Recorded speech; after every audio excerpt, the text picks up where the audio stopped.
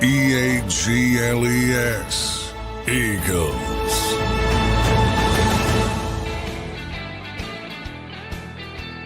Welcome in, everybody, to a Tuesday edition of Birds 365 here on JAKIB Sports. I'm your host, Zander Krause. That's my co-host, John McMullen. A Tuesday edition and some breaking news happening around Eagle Land today. Johnny Mac, how you doing this Tuesday morning, brother? Doing well. Happy BG Day. Brandon Graham officially will be back, announcing that this morning at some point. BG will do it himself, but everybody knows it's a done deal. So stick here, Birds 365. I mean, you're going to get some substance over here, but it's good to see, BG back just from the standpoint of, literally the best guy I've ever covered. So from that standpoint, just having, and I remember that Nick Sirianni quote, every workplace needs a Brandon Graham. Every workplace could use a Brandon Graham. So just from the aspect, even before you get to football, just a good dude. Everybody likes, just one of those people that lights up a room. So it's a positive, and he can still play as he showed last year. Yeah. Yeah. And maybe this Eagles workplace is a guy that can use a Brandon Graham right now. John, I want to put that to the side, though, to start here on the show and just kind of talk football with Brandon Graham. Last year, John, I pulled it last night. I put it up on Twitter. He had 324 snaps last year, 79.3 PFF grade. Take of that what you will. He had 4 sacks and 21 pressures. He played in 13 football games last year, and he was the number 20 ranked edge rusher in all of the ranked edge rushers, and it was over 200 of them. So, again, an upper echelon type of player when he did play last year. I understand it was limited snaps, but I do have a sense of confidence, John, that BG can provide something for this team. Now, obviously, he's coming off a big injury, and I understand that can impact play, but I do feel a sense of optimism that BG can provide something for this team on the football field. I'm not talking about leadership because I think he obviously provides that. But how do you feel about the football element of adding Brandon Graham to the Eagles? Well, can't hurt. I'll tell you that. When Azeez Ojulari goes down to with a hamstring injury, I mean, last week it was Jalen Hurts, Josh Uche, Patrick Johnson, and that was it. Because remember, you're talking about multiple injuries. Nolan Smith on injured reserve. Obo is done for the season. So you were already up against it. Then you suffer another injury. They did a nice job persevering. Obviously, Jalen Hurts got a lot of plaudits for his ability in coverage, and rightfully so, getting the pick 6, and that turned out to be obviously a big play. So they did a nice job persevering, but you can see when you say that out loud, Jalen Hurts, Josh Uche, Patrick Johnson, that's not going to work long term. So you need some help. And obviously Nolan's coming back probably after the bye. And then, hopefully you have Nolan Smith and Jalen Hurts and Brandon Graham, and you have a more sustainable rotation. I don't think Brandon could play any more than 15 to 20 snaps. Yeah, I agree. But are those going to be competent snaps? I see no reason why not. Now, I don't know how much he's been preparing for this. There's been whispers ever since Nolan got hurt. Seems they want this as Darius Smith route, which I also agree with if he didn't retire. And he was performing well. So that's some bad luck. It's difficult to add difference makers at this point of the season. And you add in the fact that you can talk about, and by the way, this doesn't preclude Howie Roseman from doing something before November 4th. That's going to be a big question, John. Or people are going to be like, well, are they not going to make a move now? I don't know one way or the other. I don't think you have to make a desperation move. But if he can get something done that makes sense, I don't think that's off the table. And, you've heard some of the names, Bradley Chubb, Jalen Phillips. Obviously, Miami's done, so they should be looking to sell. The Jets are done. They should be looking to sell. Doesn't mean they will. This stuff isn't easy. It's always a two-way street. You can get players like that. Maybe it'd be worth bringing in. But again, the second part I bring up all the time: football is not baseball. It's not basketball. It's not plug and play. And Brandon knows the system, knows Vic Fangio. Vic Fangio trusts him. That was one of my best predictions last year. I said, as soon as Vic Fangio sees Brandon Graham, he's going to play more than people expect. And that's exactly how it was going. Yep. Until he got hurt against the Rams with the triceps. So he loves him. And then, we'll talk to Brandon probably Wednesday. You got to find out how he's been keeping in shape and all those things. So does he need to ramp up? Yeah, how much weight did he lose? Like stuff like that. Exactly. I think immediately comes into the physical nature of it. Exactly. Yeah. So, you always got the feeling he wanted to continue playing. He said that publicly. But, right. And sometimes you got to tear off the Band-Aid as a franchise and say, well, we got to go. But it hasn't worked. Their plan hasn't worked. And hampered by injuries as well. So that's part of it. If Nolan isn't hurt and missing this time, even if Obo, if Za'Darius doesn't retire, this probably doesn't happen. But that's the cards you've been dealt, and it's nice to have that break glass in case of emergency player who can probably give you those 15 to 20 effective snaps. John, if he does get 15 to 20, let's just use that number for now. How many of those, how do you think they will split that up? Do you think Vic is looking for help for setting the edge and early downs in the run game? Because BG is good at both. I mean, he was good at both all through last year. He played about an equal amount of pass rush snaps and run defense snaps. Where do you see him slotting in? I mean, you could see a world where, hey, let's keep Jalix out there on the pass rush snaps or something like that. How do you see that kind of part of it shaking out for when Brandon Graham will be on the field? Well, the beauty is he can do both, and he is very good at setting the edge. I think a lot of people look at the Eagles. They've been struggling at least a little bit at times in the run game. But I think that's the strength. That remains the strength of Jalix Hunt more than pass rush at this point. Nolan Smith is a great run defender when he comes back, if he comes back. The assumption, by the way, with Nolan Smith is he's going to be back after the bye. That's the hope, no guarantee. So you have to see where he is, but he's a very good run support player. So I don't think 4 weeks now with Nolan. Has it been 4 games? Yes, he'd be eligible to come back in this. They might start his practice window. But I don't think. And how long is the practice window? 10 days? 21 days. 21 day. So they might, and there's a couple guys as well. Jacorian Bennett is also eligible to start his practice window, and Darius Cooper.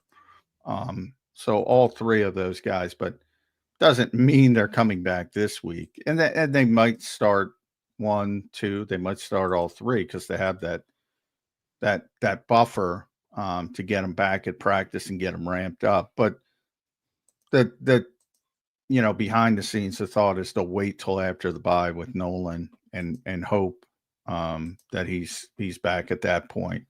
And I think that's the way it'll go. But he's a very good overall, just from a football standpoint, he's a very good run support player, despite his lack of size. So I don't think it's as simple as, they're going to play him on first down. They're not going to play him on third down. It's more of, keeping the guys fresh, that type of, and he can do both. So that's one of the positives of having a well-rounded edge rusher, which he has been for 15 years, not 15 because he shifted early in his career, but for a very long time. And that's part of the part of what made him the player he became, that he can do both at a high level. No doubt. John, what do you think of the edge rusher room then? Let's just assume for a second Nolan's back. You're coming into that Packer game after the bye. I don't want to look too far ahead, but just for the sake of this conversation, you got Brandon Graham, Nolan Smith, Jalix Hunt, Uche, Ojulari, and potentially running with more Jihad Campbell at the edge rusher based on what we saw last week. What do you think of that room? Does that make you feel better, John? You've been on this edge rusher room since early in the summer, my friend. Does that make you feel better? Do you think Howie's still shopping the market? How do you kind of gauge that? Because there is some edge rushers out there apparently that are available via trade. Yeah, I definitely think, again, it's not going to preclude him from examining all avenues to try to add something. I don't think that precludes that at all. As far as how I feel about it, it's still not great on paper, but it's going to get better when Nolan gets back. But again, you have to see where he is physically. Is he pushing it again? He tore the triceps in the Super Bowl. He had that big brace on, and all of a sudden he hurts it again. Was the assumption that it's going to be fine. I don't know. Hopefully. Jalix Hunt's getting better and better. I think he'll get some confidence from that last week. So I think that should improve. Josh Uche, I think, has played pretty well this year, but you need to keep him in that sort of range of snap. I don't think you can overdo it with him. Yeah, agreed. And then Aziz, who knows? I mean, Aziz might be out if everything works out. So I don't think, in some ways, because I'm such a big Nakobe Dean person, and he looked very good in his first opportunity last week. I mean, he looked very good. It's amazing how well he still hits the. In some ways, I just like to throw Jihad into the deep end of the pool and see if he can do it.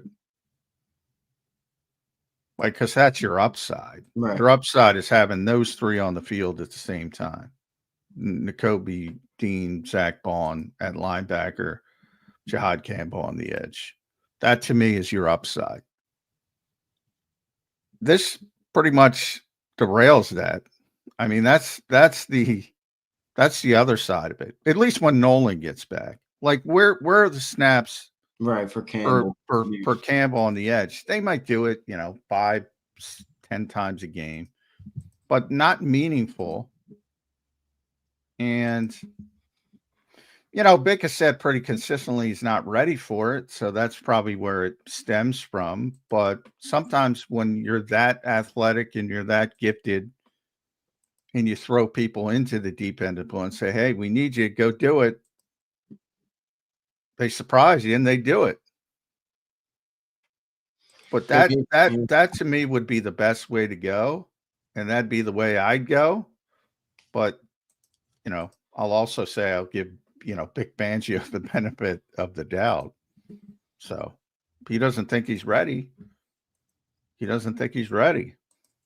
Yep, we'll see what ends up happening there. BG will announce his return today at around 9 a.m. I think. Stick here on Birds 365. We'll cover it all for you guys all through the morning. Appreciate everybody being here. Don't forget to hit that like button. Don't forget to subscribe to the channel. Appreciate everybody for being here as always. Let's get to 250 likes today on Birds 365. And if you're listening after, drop your comment down below. I always try to read all the comments here on Birds 365. Appreciate everybody for being here. Let's go to the super chat real quick because it does apply to what we're talking about here. Brando says, Howie seems blacklisted right now. No GM wants to get dragged in the media for getting fleeced. Come on. No, Howie nobody makes more trades than Howie Roseman. Nobody. He's made a bunch of trades already. Nobody got fleeced. He got fleeced. At least according to Eagles fans. He didn't, by the way, John Spytek, if you want to say, he fleeced him, Thomas Booker for Jacorian Bennett. It's not meaningful. I mean, Thomas has played better. Tank Bigsby, 2 picks. I mean, they made him overpay. That's what Brando says. Yeah. They made him overpay for Tank.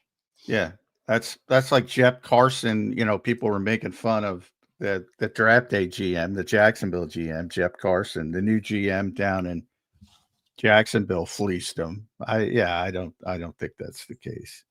And I'm joking. He wasn't fleeced, but the point is, he's made more trades than anybody else as usual, and he hasn't hit home runs, and nobody's getting destroyed in the media for making deals with Howie Roseman. No, John, how quick do you think BG will be out there? Like, do you think he'll dress this weekend versus the Giants? Well, we'll get a better indication when we talk to Vic today.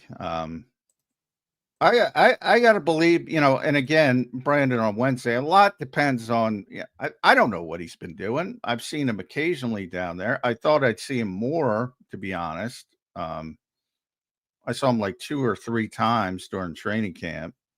But he was doing a lot of other stuff. It wasn't in his head. Busy, man. He's doing a lot of media hits, and he's done commercials, and he's done a lot of stuff. He was doing a lot of stuff. He's going out to he was out in Michigan. I know he's at the Michigan game this weekend. I believe it was this weekend.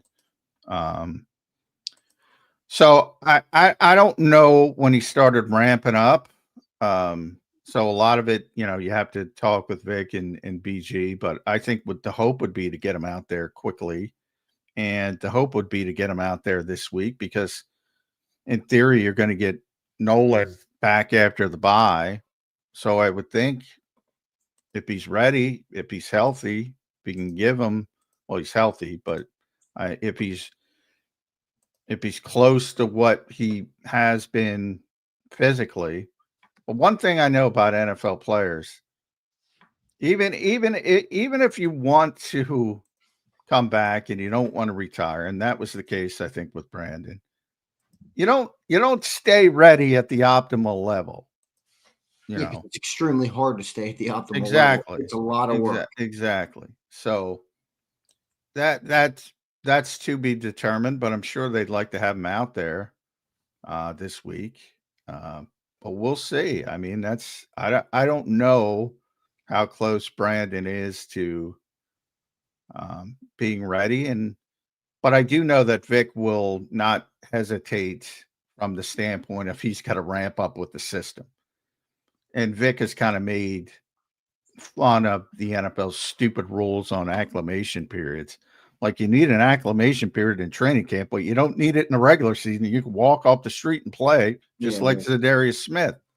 But Zadarius was staying ready because he had planned on coming in. So that's up to how Brandon feels. But I'm sure Vic's not going to hesitate to use Brandon Graham.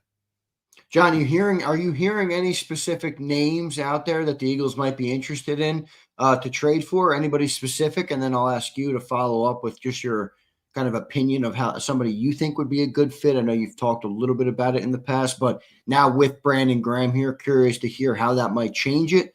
And my plan, about who they're talking to, or if they're interested in anybody specifically. My plan, I've already said, is I would use Jahad Campbell on the edge and throw him in the deep end. I think that's the best way forward. So you think that's better than like a trade for a Jalen Phillips or a Bradley Chubb or somebody like that? Well, the second would be those guys because they have a history with Vic. Third would be a Jermaine Johnson or somebody like that who has no history. And I wouldn't do that because, again, football's not a plug and play game. Like in baseball, you use all the term. You trade for a hitter, you put him in the lineup, and that's it. It's hitter versus pitcher. Vice versa, you trade for a pitcher, you throw him out every 5 days. Either he pitches well or he doesn't. He's not really inherent on the other teammates to help him or in that matter, or learn a scheme or things like that. Now, obviously, players can commit errors and hurt pitchers and all that kind of stuff. But for the most part, it's just hitter versus pitcher. So it's very easy to acquire somebody, plug them in, And maybe it works and maybe it doesn't work. Not the same in football. And that's why I would focus more on Chubb and Phillips. Chubb probably first, even though they both have injury history. I would say his is a little less troubling. He's got more of a history with Vic because he was in Denver with him as well. That's the guy who I think might be able to help more meaningfully. But the assumption that, they want to bail on everybody is something that I think they should do, but it doesn't mean they think they should do it. Yeah. Yeah. I like your idea of Campbell at the edge. I don't know if that's a big jump to the deep end. Well, part of it is getting Nakobe on the field as well. Right. I mean, Nakobe looked really good last week. Like, to me, like Nakobe is better than any of these edges we're talking about, but different position. And it's like, what do you player on the field? He changed the run defense too, dude. I mean, that gap he shot when he got that guy behind the line of scrimmage, boy, Nakobe looked good there, man. It's impressive because that was obviously a very big injury, John, that we talked about all offseason, that not everybody recovers from that injury. So it was no guarantee that Nakobe would return and be the same player. So early returns on Nakobe are good. I'm curious to see what they end up doing with Nakobe Dean as well, but that's a later conversation for a later date. Maybe they would sign him in the season if they felt like it was necessary, but we will see what ends up happening. No, they're not going to sign him because I don't know if long term that's the this is it with Nakobe Dean. I think I'm still on that. Even with the leadership and even with kind of the anchor of that defense, and he came back. There's nowhere to play. That's the problem. That's why I want to move Campbell. Well, what if you drop Campbell on the edge and it works?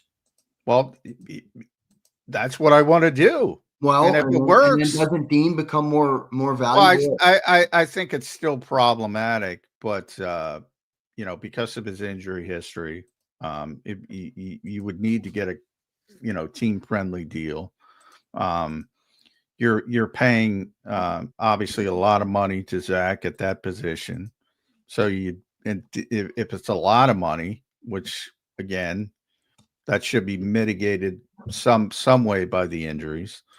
But I mean, you're playing Campbell somewhere, and if it's most likely going to be off-ball linebacker, and that blocks everything for Nakobe Dean. They couldn't even pay Oren Burks as a linebacker 3, so at a middling number. Now, if he turns into Micah Parsons, yeah, that's the best case scenario. But you'll never know unless you try it. I mean, this is going to sound crazy, but you don't want to think about Nakobe in a world after Zach Bond, do you?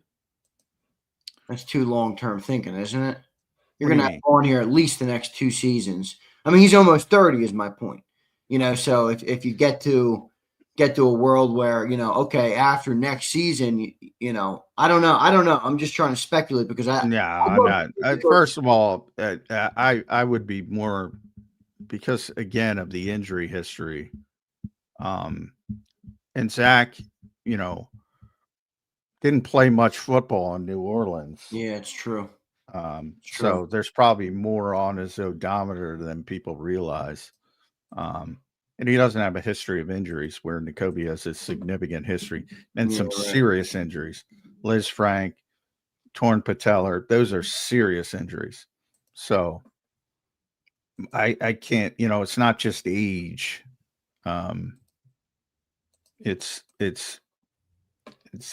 really, I mean, if you go back to when he was drafted and fell to the 3rd round, there were concerns over degenerative stuff. Yeah, right. So he signed a 3-year extension, and Brandon brings it up. He'd have 2 years left. But if you know the way Eagles work contracts, I'm sure they would have an out. Now, I'm not saying they should move on. I was just speculating it as a way to keep Nakobe Dean in the room because I do think, John, Nakobe Dean's injuries will keep his market value lower than it should be. And maybe that keeps the Eagles in the conversation. If he's not getting buku bucks, maybe the Eagles are like, hey, take a $500,000 less and stay with this team. I don't know. Maybe he does that. Maybe he wouldn't. I'm not trying to You know, I'm obviously not going to speak for Nakobe or anything like that, and I understand if he wants to make as much money as he can and maximize his potential, but I could see that. I don't know.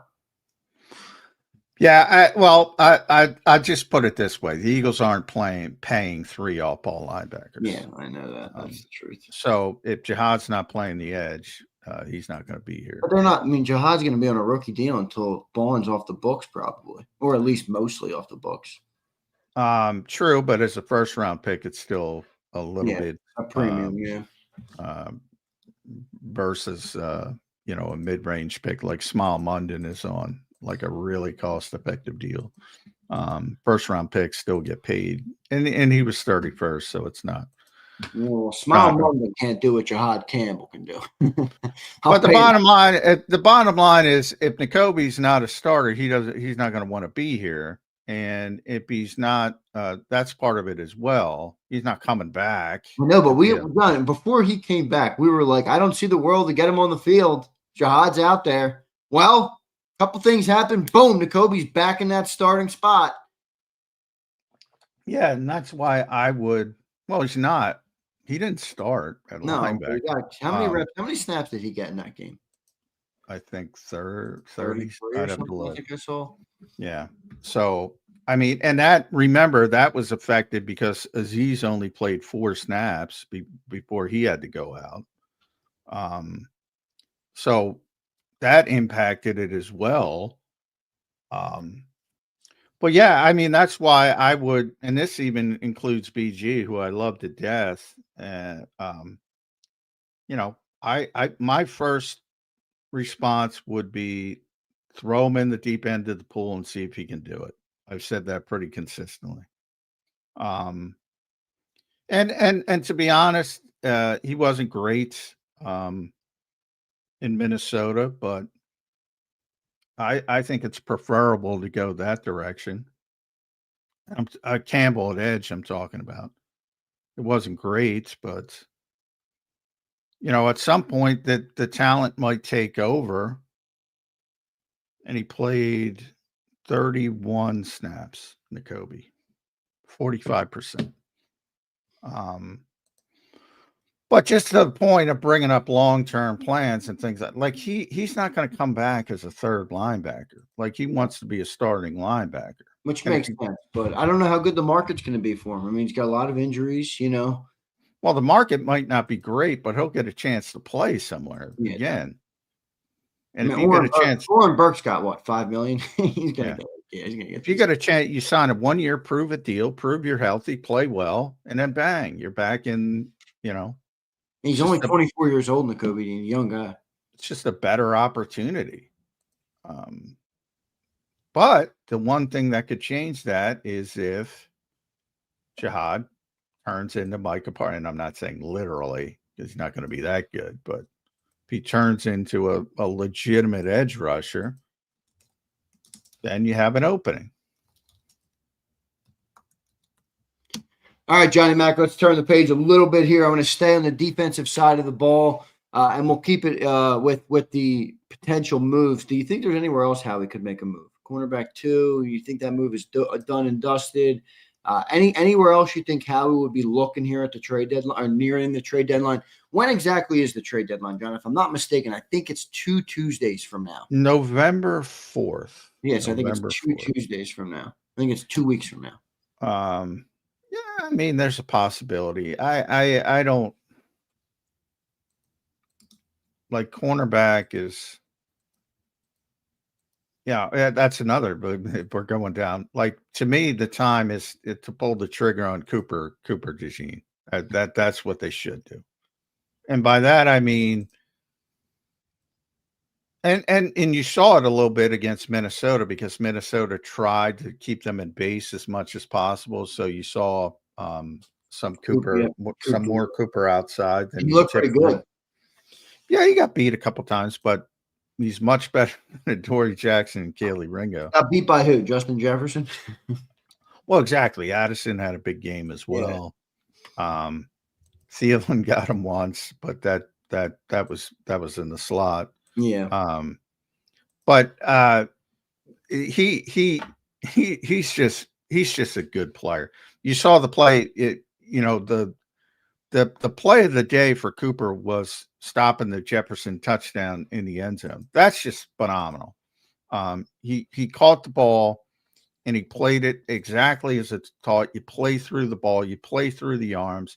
He's ripping and clawing to the exact mass, and the ball comes out. That is phenomenal cornerback play. And he should be the outside corner. And then you don't have to worry about trading for Jacorian Bennett and trading for Tariq Woolen or somebody like that, who people are going to turn on inside of 2 weeks if they made a move like that.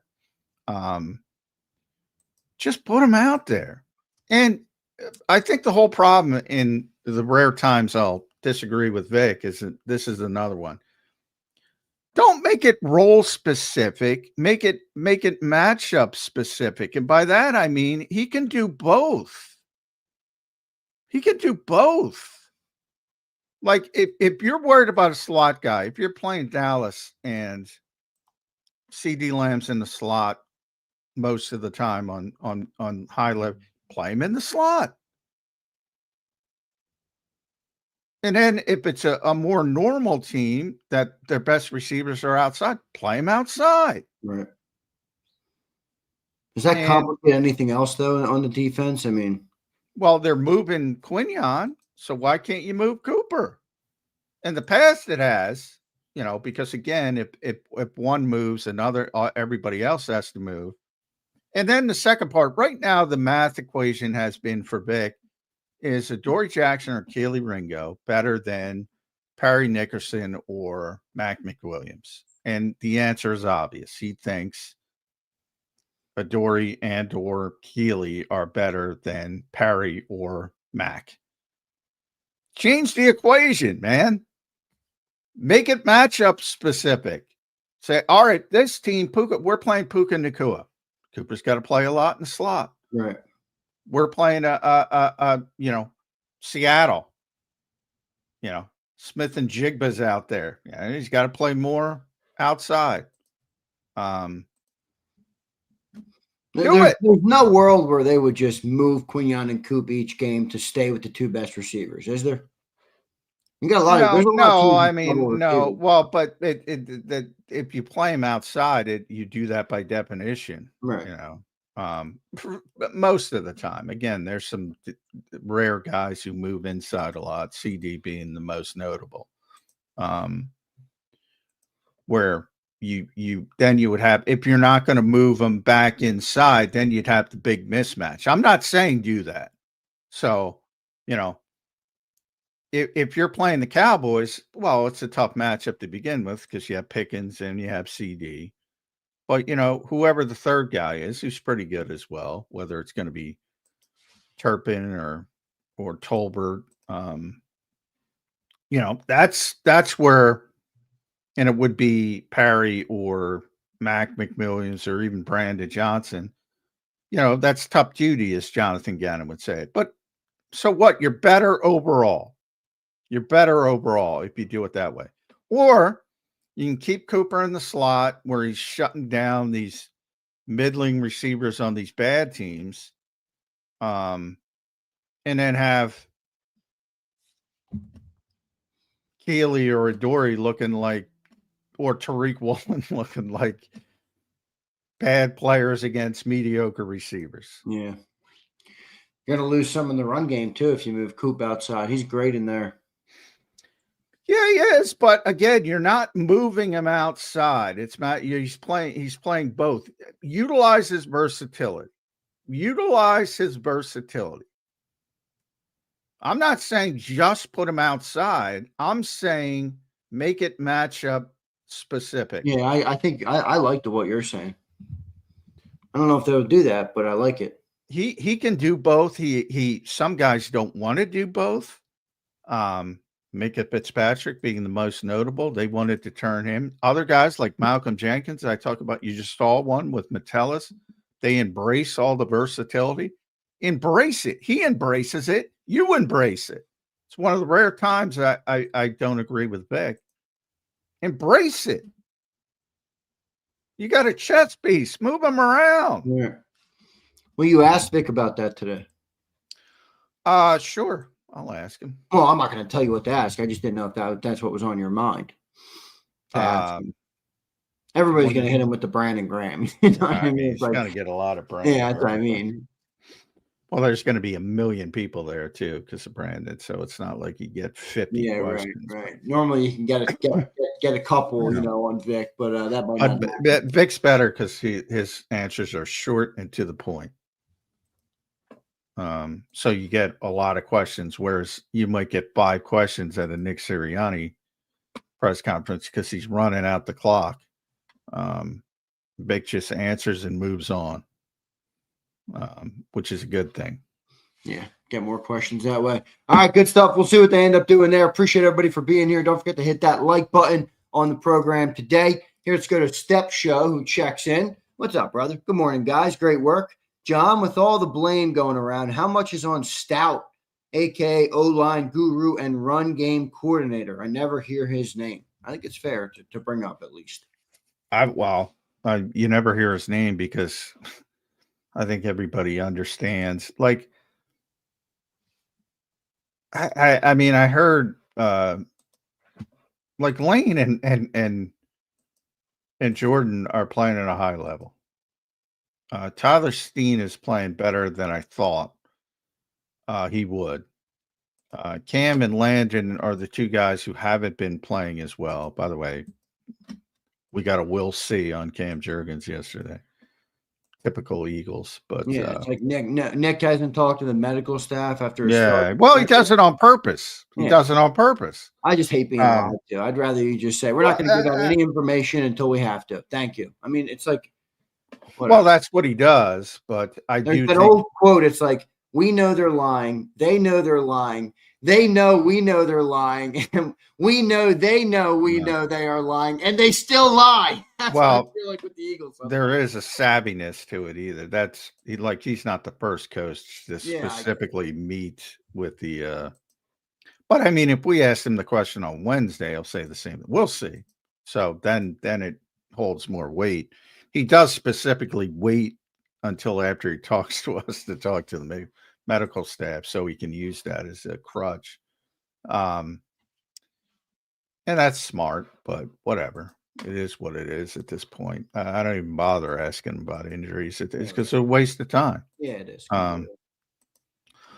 But anyway, that their sort of slide and play, I think, is directly related to the physicality, the injuries, and all that kind of standpoint. So I don't know if you can blame that on Stoutland, other than, don't play 21 games in a year, but you want to play 21 games, so it's a give and take. And then the backups, he's not a magician. I've always thought that part was overblown, that anybody's going to step in and he's going to turn him into a, history says that's not true. It's not possible. For all the talk of the Jordan Mailatas, there's the Andre Dillards.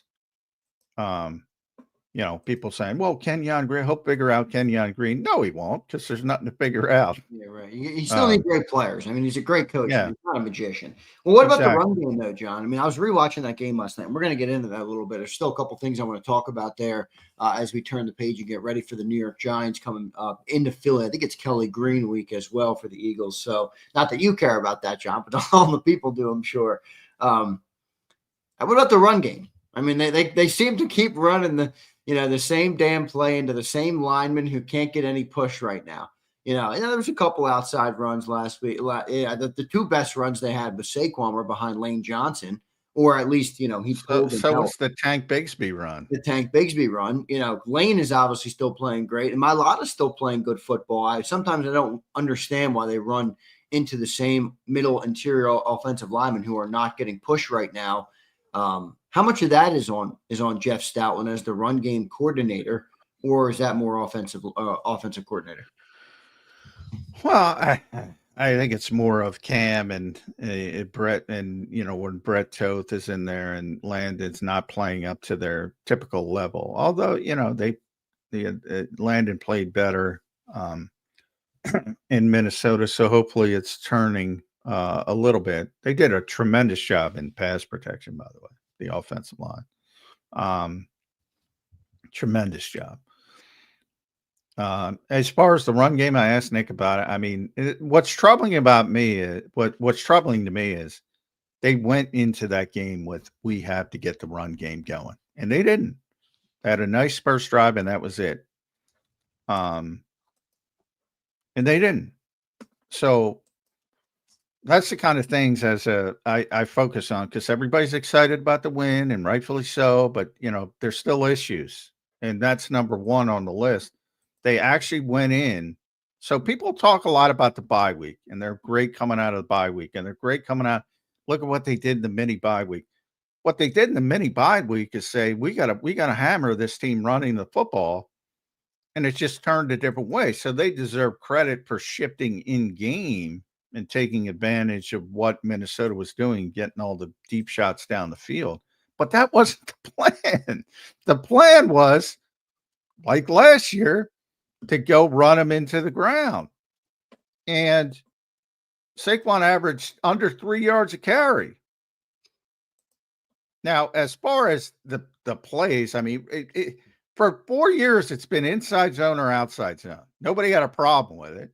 Like, what do you want? Jet sweeps? I don't know, just some variance to try and get it going. I mean, it's not working right now. Obviously, it's really bad output for Barkley. I mean, like crazy bad. Almost not. Well, and that's why it's so troubling. And the only thing I can point to is the decreased play in the interior, with Landon and Cam, and it started getting better with Landon. So hopefully that continues. Yet at some point you got to start pointing at Saquon as well. Now there's individual plays like that. The one play he should have had like a 3-4 yard loss, and he made the great spin move to get out of it. And you say, wow, all right, that's good, typical Saquon Barkley stuff. But there's other times that he's not picking the right hole. Maybe, certainly earlier in the season, he was trying to hit the home run too much. So I think at some point you have to start looking at him as well. I rewatched the game last night. It just feels like he gets hit in the back. Like sometimes he gets the ball in the hand. Well, what also complicated in that specific game is Cam going out. And then you have Brett Toth playing center, which you don't want. So there's been those little things that have, because you're only as on the offensive line, you're only as strong as your weakest link. Right. So little things have been happening, but bottom line is they have to get much better. I mean, much better in the running game. And it as always in the NFL, and that's the problem. It's a bunch of things. But if you look at it individually, they're not playing that poorly, the offensive line. They're definitely not playing poorly in pass protection. Yeah. In fact, I would say they've been good in pass protection. Well, they were definitely good on Sunday. Yeah, Jalen had time in that pocket. Oh my Lord! Yeah, did he have time? Yeah. We got to talk about that too. By the way, I mean, John, I rewatched the game and I was thinking about the comments that you had in the morning. Was that a bad game plan for Brian Flores? That was a bad game plan. I mean, you have a team coming in who can't run the football and is struggling to beat zone coverages to the point where you got receivers, you got people, mad at the quarterback. I love the guy. Man coverage and stack the box. What the hell are you doing? I love the guy, but that was Spagnuolo in the Super Bowl. Yeah. Like he's the guy who copied. At least you can understand it because Saquon was doing what he was doing. So it's a little more understandable. Yeah. Well, that's fair. But what I always said after that game, I'm like, everybody's like, well, they stopped Saquon, so everybody's going to copy him. And I said, no, they're not, because it didn't work. And I thought more people would lean towards, all right, the the typical NFL mentality is we'll give up a little bit in the rush to make sure we're not giving up explosive plays in the passing game. I thought more people would shift in that direction. That's exactly what happened until this game. And yeah, I mean, I love Flores, but that was a disastrous game plan. Yeah, it really was. And maybe too much confidence in Isaiah Rodgers, which I love the guy, but you can't put Isaiah Rodgers on AJ Brown and say, "Hey, go cover him." Yeah, right. Should have iced the game too. That was a brutal call. Well, that one was actually, no, I know you explained that was the pass rush. That was actually a nice call because that was more of a zone look. He had Metellus dropping out, who had the underneath. Yeah, Isaiah read it wrong or whatever. Yeah, Isaiah. That was just, and by that by that point in the game, I think his confidence was shot. Rodgers, but and it's always players first. But you didn't put your players in the best position to succeed. That's for sure. Well, where does the offense go from here then, John? Because I still, Well, Nick says that, and I know people hate it, but it's true. They got to run it 40 times. They're going to run it 40 times. They got to pass it 40 times. They're going to pass it. You heard Jalen kind of say that too. He said, and he kind of had a good answer actually about identity. And he was like, I think early in the year, a lot of teams try and look and find their identity. And at the end of the day, you get into the nitty gritty of it. You just start trying to win football games, however you can win football games. And, that's kind of what they're doing right now. And maybe that's just the way it is all year, John. Maybe there is no set structure like there was a year ago. Well, as somebody who covers this team, that's the most frustrating part because I wish I could give people more concrete answers. Like, it would not surprise me at all if they show up Sunday and throw for 130 yards again. Right. And especially because the Giants aren't going to play man coverage the way that Brian Flores did. I don't think they will. So it wouldn't surprise me at all. And then you're going to have to go about things a different way. And that's going to frustrate people. But that's what I think about the NFL, man.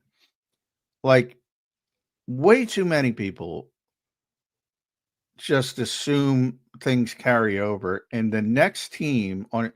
It's almost like the great cliche in baseball is momentum is only as good as next day's starting pitcher. So you might score 17 runs, and then the next day you're facing their number one starter, and you're completely shut down. And people go, why can't they hit? Same thing in football. You ran up against an opponent with a bad game plan, who had bad corners, and they're sticking them on good receivers and man coverage in big situations, and you took advantage of it. Well done. It's probably not going to happen the next week. Things change, things morph, things, right. It's also that, I when I was rewatching the game, that Jalen Carter play, which I bring up all the time, there's a video game mentality, and that's what I call it. But probably I got it from Jeff Kerr. If anybody can think of a better explanation. If you watch Carson Wentz after that play, there were 2 touchdowns on the field to Addison. He missed by a million miles. I mean, walk-in touchdowns. There was the goofy spider banana play where he just the guy's wide open. Like, when you hit, and this was a mentality in old school NFL. Sean Payton won a Super Bowl, right, and got suspended by a year per se. That was their game plan. Go beat the shit out of Brett Favre. And they did. And they took penalties, and it was in the old days of the Wild Wild West, and that's not that long ago, but that's probably the last example of it that people will understand. He was not the same player after that hit. But the video game part is that they take that as one play, A bad play from their standpoint, Yeah. good play from the Eagles' standpoint.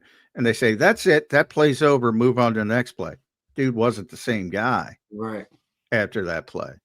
Well, that was a big hit, dude. Even caught a But rock. that's my point. That's how meaningful that play was. And I think people think it's meaningful because of the pick six, which is very meaningful. Right. But it had part of bigger effects for the whole game. exactly.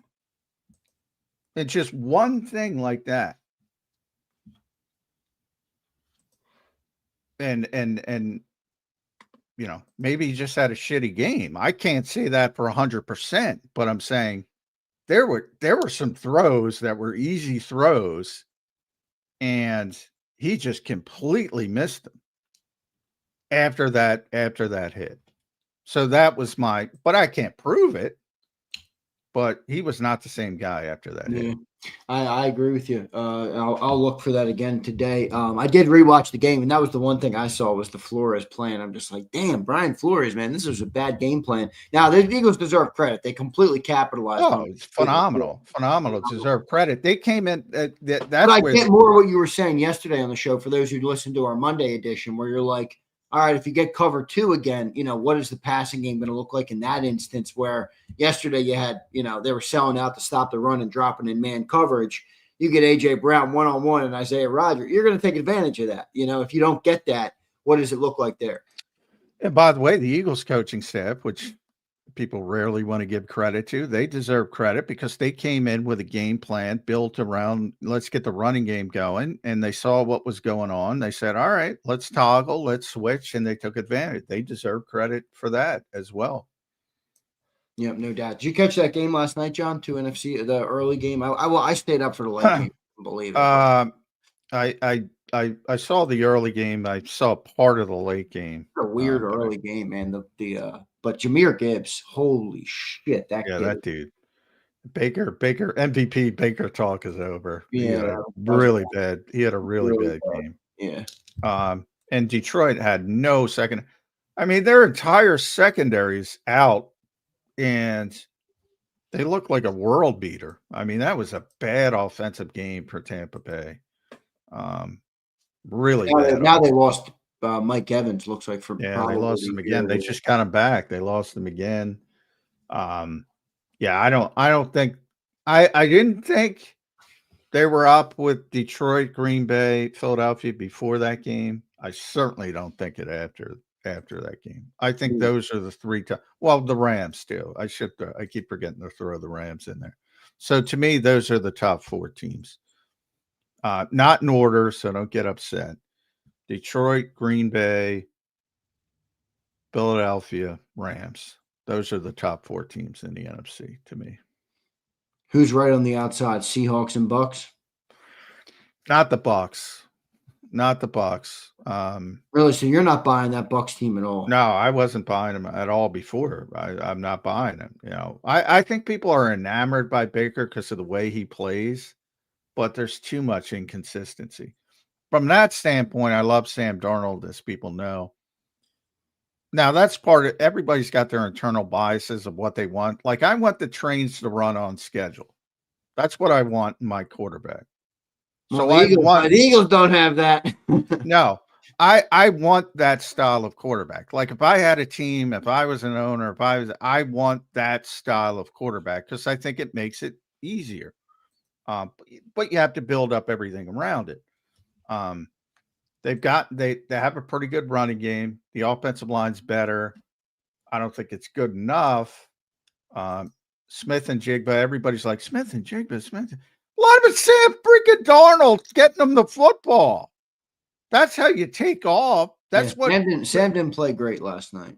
No, well, he played great early and then kind of faltered. Yeah, but he's just a high volume guy, and receivers are going to have good numbers with those styles of quarterbacks. Not that Smith and Jigba's great. I'm not trying to. He's great. But people say, what? How did he take off? He took off because they have the quarterback that take him off. Jefferson's better than him, and look at him this year versus last year. Right. It's not rocket science. I mean, this year he's got JJ and Carson, Last year he had Sam. So I put Seattle as that next team. I don't think they're ready yet, but yeah, I'm not a believer in Tampa Bay. Other than, they'll win that division, but I'm not a believer in them as a significant Super Bowl contender. Yeah, Lions are looking good, man. Still, they got a lot of playmakers on that team. I tell you what, sometimes it's a perfect match. Amon-Ra St. Brown and Jared Goff are like a perfect match together. They really are. I mean, he is such a great receiver for what they try and do on offense. He gets the ball so much. And I'll tell you what, they are creative with him, behind the line of scrimmage. I know you don't like hearing that, but they are. They do these little motion out routes. I mean, he's always. Oh no, they're creative. I just said that at times that nobody's going to say. I mean, with Ben, they were unbelievably creative. Yeah. I don't think they've lost as much of it as I thought they would, though. Well, they still have the playbook. Like anybody can go get Ben Johnson's playbook and copy it. The key is teaching it, executing it, and that kind of stuff. They also Penei Sewell. He's one of the best football players in the world as a tackle, as a right tackle, which is always interesting. Speaking of right tackles, did you see the Bucs right tackle last night going up against Aiden Hutchinson? Yeah, that's a Aiden mismatch. Hutchinson that guy had a bad night. That guy couldn't sleep last night, I would bet. Aiden Hutchinson was destroying that guy. Yeah, they have Full rushes, move, pass rush move, swim, everything. He was destroying that guy. And that was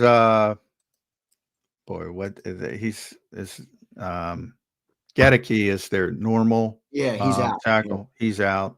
So you're playing a backup. That's what happens, man. When you have those big time edge rushers and you're playing a backup,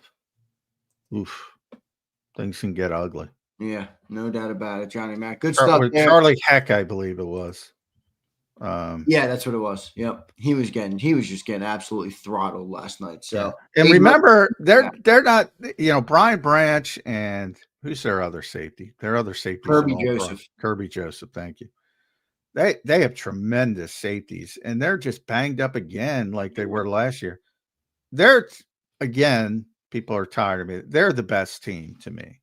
They're the best team if they're healthy. They're never healthy. The best thing they did was win.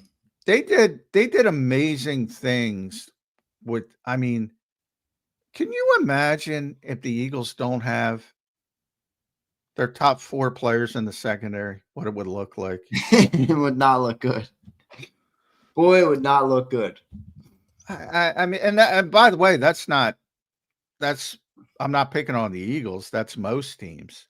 Those guys are out there making plays. There's some bad plays as well, but they're making plays. They're turning the football over.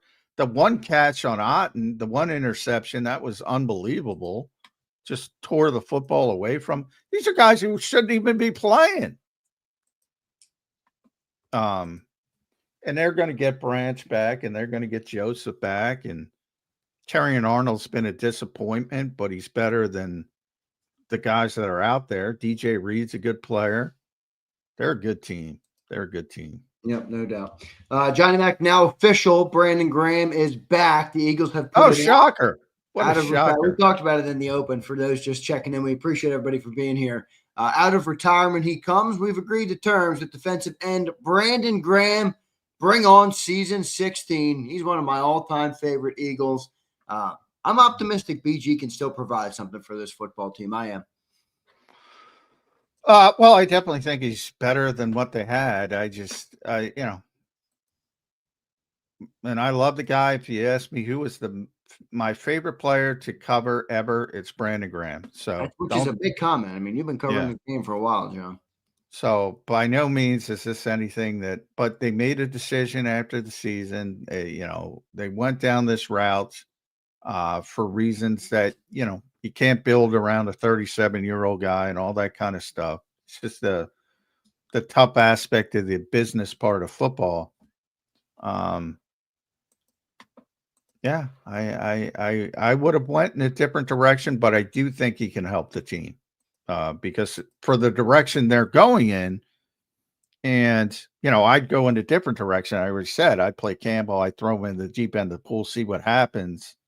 But they're not going to do that. So if you're just going to go, all right, we need 4 edge rushers, he's better than these guys at the back end, he's going to help you.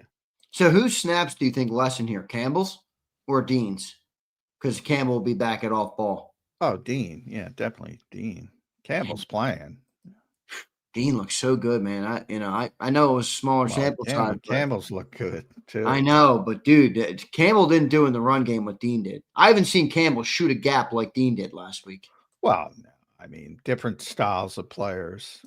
Nakobe's a middle linebacker, so it also enables you. I brought this up in the offseason. It also enables you, if you want to use Nakobe, which they're not going to, then you can move Zach back to the weak side where he can become more of a playmaker. So I think it helps you from both avenues. But, Campbell's played really well and he does it differently. He's a different style of player, but he's difficult to deal with in other ways. He's so long. He's so athletic. He's so physical. He's just more gifted than everybody else. And it looks a little bit different, but he's been arguably their second best player. I think Zach Bond has been their best player on defense. And I think you can make an argument that it's either Jihad, Cooper, or Quignon as second best on defense. Well, Nakobe had a pretty good game last week. We'll see what happens there. Appreciate everybody for being here today. Brandon Graham is officially back. All right, we'll see what he can do. I wonder if he's going to play this weekend. That would be crazy. In the Kelly Greens, back at home versus the New York Giants. That'll be interesting to see. By the way, what time is our game this weekend? Eagles Giants. 1 o'clock. 1 o'clock. 1 o'clocker? I think this is the last one. Yeah, we after the bye week, John, gear up because it's like all nights. Yeah. Right? So, 1 o'clock, and then you have 8:15, 8:20, 4:25, 3 p.m., 8:15, and then the Raiders are the last 1 o'clock game, middle of December, Johnny Mac. So get ready for that. And we will see. There's still 2 games to be determined on the time. So we'll talk about that as well. Let's go to our super chats. Simo's taking a shot at the show for $2. Simo, you can get lost. Step Show says, is Brian Shoddy coach of the year? New job and still calling plays. Pretty impressive to turn that run game around and keep Pickens focused. Fangio-esque. I do think Schottenheimer's done a good job. He deserves it. He's been fine. I mean, that they look better than I thought they were going to look, and they look like one of the best offenses in the NFL. So, I mean, a lot of it has to do with Dak being back, and I know people don't want to admit he's a good quarterback, but he's a good quarterback, and he's healthy, and he's got weapons, and they're difficult to deal with. Yeah, he's done a good job. That offense is really humming, dude. I mean, Dak Prescott's really playing good football right now. I know Eagles fans don't like hearing that, but he is. He's playing really good football right now. So it's going to be interesting, John, how the division plays out. You got the Commanders who have kind of fallen a little bit right now. The Giants who are they're a fun story right now for people, but they're not going to. It's a fun collapse in Denver. Ooh, that was a bad collapse. They had that game won. That would have been more interesting if they, then it would have been like, hey, right. The Giants got something going, and then they could get back to 500 if they beat up. Yeah, the storylines would be much different. Boy, they shit the bed in the fourth quarter. Oof. Bad. Could that cost Dable the job? Well, he shouldn't be there. I mean, let's be honest. I don't like calling for anybody's job. I don't, but and part of it is how many times are just seeing it through though? I mean, you know what I mean? Like how many times the New York Giants, I mean, come on, they've been irrelevant for how many years? How many coaches are they going to change? Well, I agree with that too. I mean, they were one of the best organizations in the NFL for a very long time because, and a big part of that was continuity. Parcells, Coughlin, Jerry Reese. And then they fired and they moved on, and they haven't been the same since. And it's constant churn and constant turnover. So a lot of it is I'm not there every day. If you believe in the guy, yeah, you have to keep him and you have to learn through the growing pains. But I think there's enough evidence that says this is not the guy. I don't think he handles things well. Even if you go back to the win and his reaction to Jackson Dart getting pulled for the concussion test, like little things like that, it's not what you want out of your head coach. Now, people can point correctly to the Eagles and say, some of Nick Sirianni's emotional outbursts. I criticize them as well. But it's easier to get away with that stuff when you're winning football games. Exactly. And Nick's won a lot of football games. If he didn't, with those emotional outbursts, he'd be out. If he didn't win and he was acting like that, just the nature of the beast. I don't think they build the right way, which is, Joe Shane's fault, but, they're married, so it's part of it as well. It's not fair. But yeah, I mean, are you going to get somebody better? There's no guarantee of that. So a lot of it comes to, do they believe in this guy? Is this guy a good football? I know Nick Sirianni thinks he's great. So maybe I see the Dable thing to me, John. It's not the football part of it that I don't think he has. It's all the other stuff you just alluded to some of it, but you've always talked about how big the job is and how much more goes into the job than just X's and O's and things like that. I don't think he's equipped to handle the other shit, honestly. Yeah, it's fair. And it's a it's a results driven profession too. And oftentimes coaches are fired and it's not fair and it's not their fault. We talk about this team as scapegoated. The Eagles is successful, usually at the lower levels, coordinators and things like that. There's always got to be a scapegoat when you don't reach expectations. Doesn't make it fair, but it's real. And I think time is running out for him. Yep, we will see how it happens there. All right, the big breaking news this morning, everybody, for those checking in right now, is Brandon Graham is officially back on the Philadelphia Eagles. He is out of retirement, and he's coming back for year number 16 for BG. John, when BG was still here, used to talk about how incredibly consistent he was based on the grades and everything. He was still good last year. That's why I looked that up. I think he was ranked 20th in the NFL. Oh yeah, before the Rams game, he was tremendous. Yeah, for the most part. He only played 13 total games. He had 12, and they got hurt in the 12th game, and then he was back for the Super Bowl. And the Super Bowl he shouldn't have come back for, but he wanted to come back for the storybook. Now that's a disappointment to me too. I mean, that was a storybook ending. Yeah. Is it going to happen again? No, probably not. But maybe. I mean, hey, look, he's been very honest. He didn't want to retire, and part of the reason because he got hurt, and he felt he was playing well, and he had more on the table, and he was contributing, and he wanted to prove that and come back. And it was more Eagles driven to say, look, kind of talk him into it, and talk up that storybook ending. This is the perfect way to go out, and it was. And now he's back, but I do think he can help. I'd go in a different direction, but I do think he can help for the direction that they are going in. And that's the traditional, all right, we need 4 edge rushers.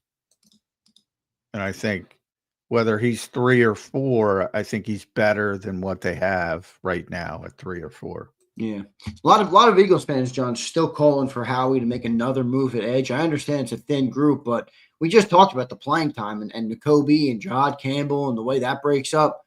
Well, somebody's got to go if they're going to trade for another. Not go, but they're not going to get a lot of playing. Somebody's not going to play, and I think it's Nakobe. And I just think Nakobe can play, but maybe I'm wrong. I don't have the health information.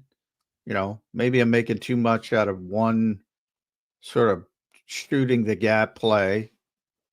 But it's more about if he is healthy, I know what kind of player he is.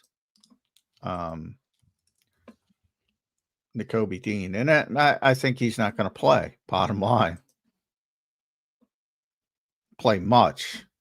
And I think even the Minnesota game, well, why can't they do what they did? Well, part of what they did in the Minnesota game was because they were down to 3 edge rushers when Aziz went out after 4 snaps, and that meant you had to put somebody up there, and they put Jihad up there, and that enabled Nakobe to come in. If they don't have to put Jihad at the edge, which they won't, certainly if they trade for somebody, Nolan comes back and Brandon's there are no snaps for Jihad on the edge.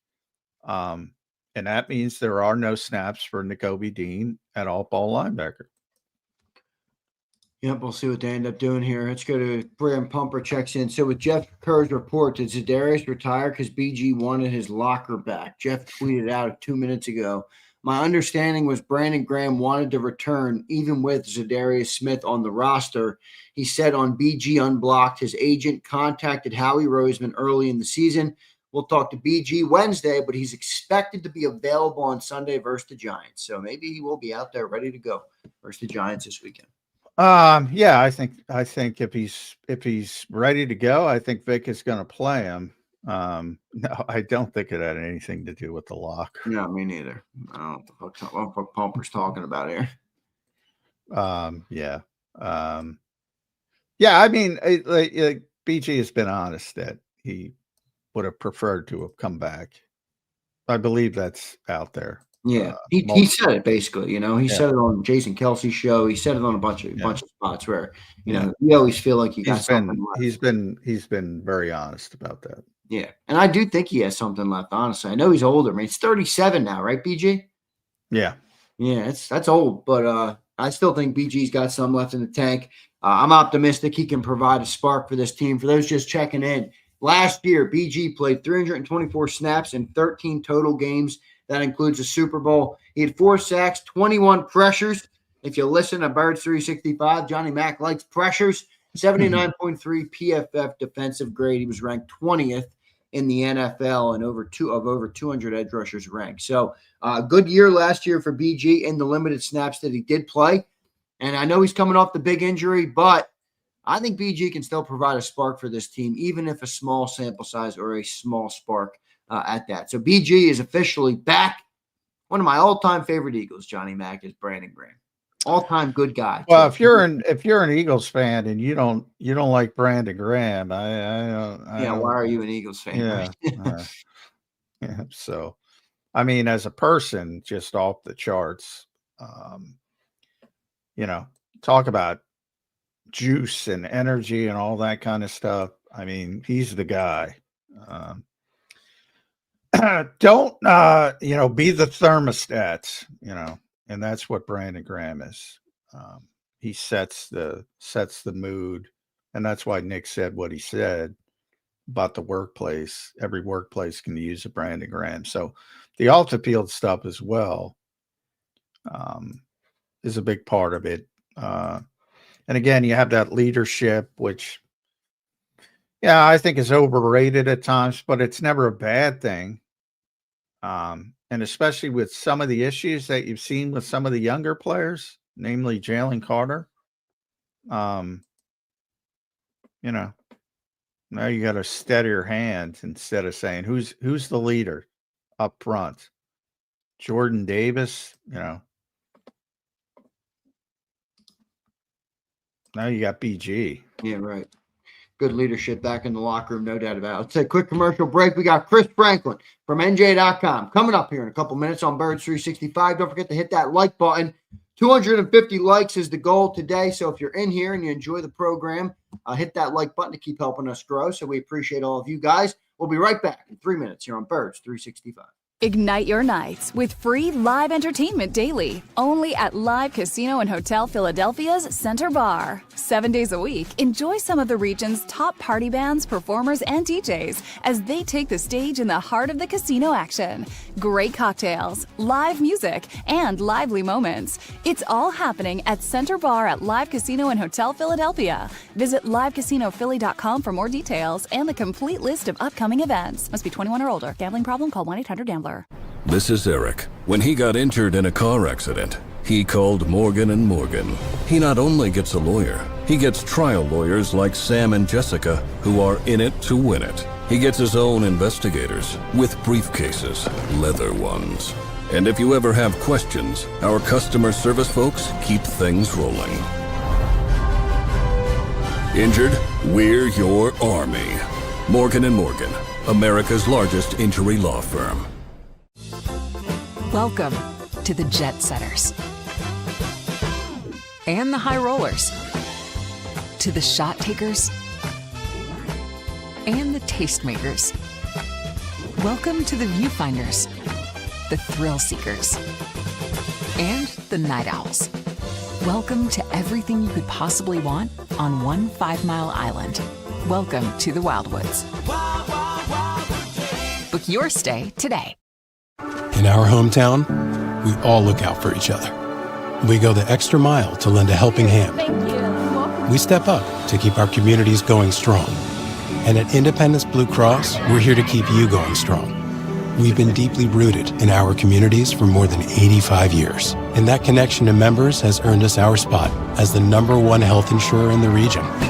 So while you look out for your neighbors, know IBX is always looking out for you.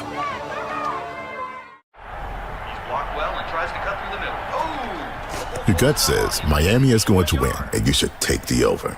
Your gut also said your NFT selfies would only go up in value. They didn't. But your head is on Sports Grid and knows the QB is in concussion protocol. The backup has a 45 QBR against the zone coverage. The New York D has the most sacks in the league. So yeah, trust your head. It's smarter to be on Sports Grid. EAGLES. Eagles.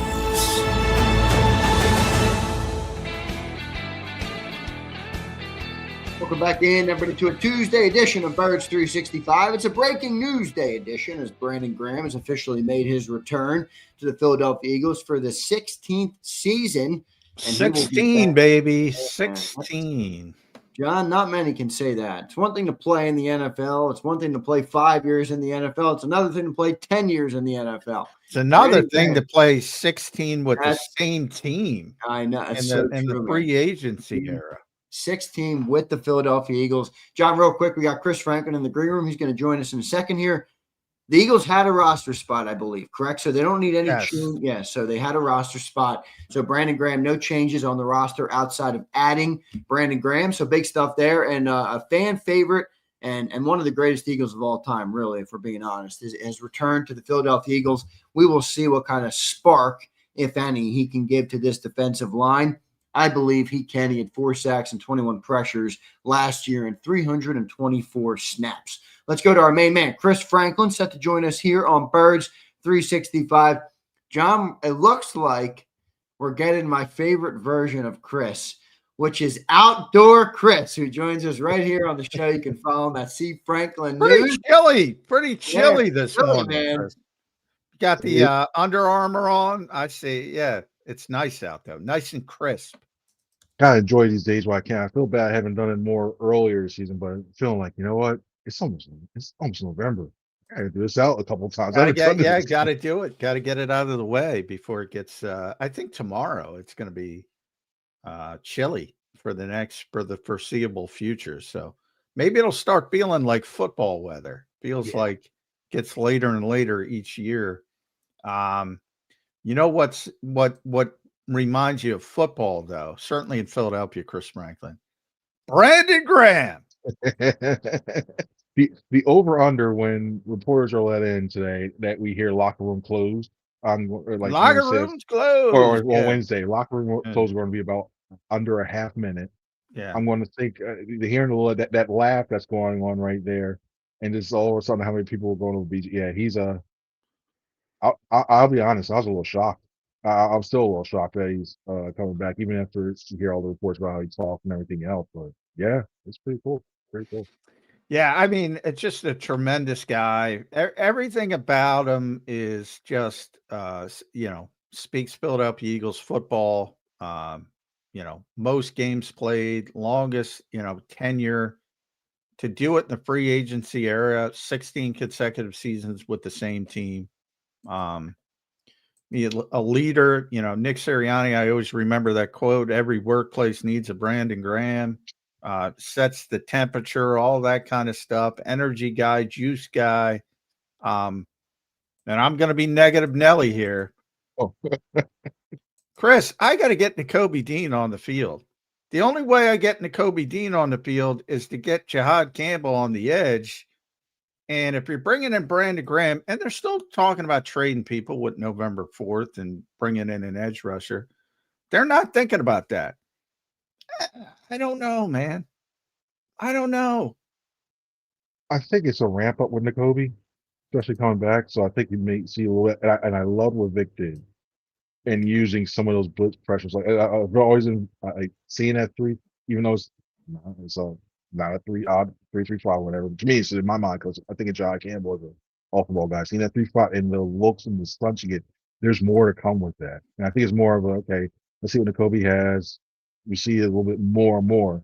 With Brandon coming back, I would think he'd be like more of like a situational edge pass rusher guy because he's got the move set. He can set it up. And then more importantly, he's a leadership guy, so you need that. So I have no problem with those there. I'm still wouldn't be surprised if I'm looking at Bradley Chubb as the target, especially with his relationship with Vic Fangio. With the way he's one of the guys that was not upset with Fangio when he's down at the Dolphins too. He knows it with the Broncos, so I wouldn't be surprised if it might be close because a lot of teams are calling in the Dolphins like, no, we're not playing this. All right, fine. Yeah, fire sale coming up because they're a dumpster fire and they're about to get rid of it. Maybe GM too, so they might go. But yeah, I for what I think as a more of a situational guy, what they're going to probably ask of him to do, I have no problem with that whatsoever. I think he'd be effective, but yeah, 3-3-5's come more here to stay, and I'm looking forward to that. Chris, so if they did go that route, which I kind of agree with you, somebody's got to go, as we've talked about in terms of playing time. I mean, are you putting Nakobe Dean on the bench and keeping him there? Because then you're not going to have Jahad Campbell at the edge at all. So would he fall back? Do you think Campbell would go to the bench maybe? Nakobe, I thought, really provided something at the linebacker spot last week when he was out there, certainly in the run fits. How do you see that part of it playing out? I think it's more somebody on the edge group. I don't think because you don't want to slow down the progress because Jahad Campbell's gotten a lot of time. He's got a lot of he's part of that rhythm and comfort. It's almost like you don't feel like he's a rookie in the sense of the amount of time he's getting and the amount of what he's contributing in that rotation. You may thought of him to back off a little bit. And with Nakobe, he's got fresh legs as well too. The injury coming back, but he's fresher as well too. Can still fly around with that. And how the effect he has on vocal leadership role in ways that he's talking that I know you can use balls of green dot, but communicate with the defense, what have you. So you're going to use that. I think that we know how Vic loves his linebackers. That stays. I think maybe you can get away with maybe Azeez Ojulari. Maybe he's gone. Maybe you take him out the rotation later, or maybe he's even though he's injured, but still, like when he comes back, it's like, yeah, okay, play from there. Maybe we get the Phantom. Oh well, he's hurt a bit. Let's put him on IR. Could get the Phantom sprained ankle coming back, especially when Nolan comes back, hopefully after the bye. Then it becomes a little bit interesting to see how they put all the pieces together. Obviously, Nolan, I think, is still number one. Jalix will be number two.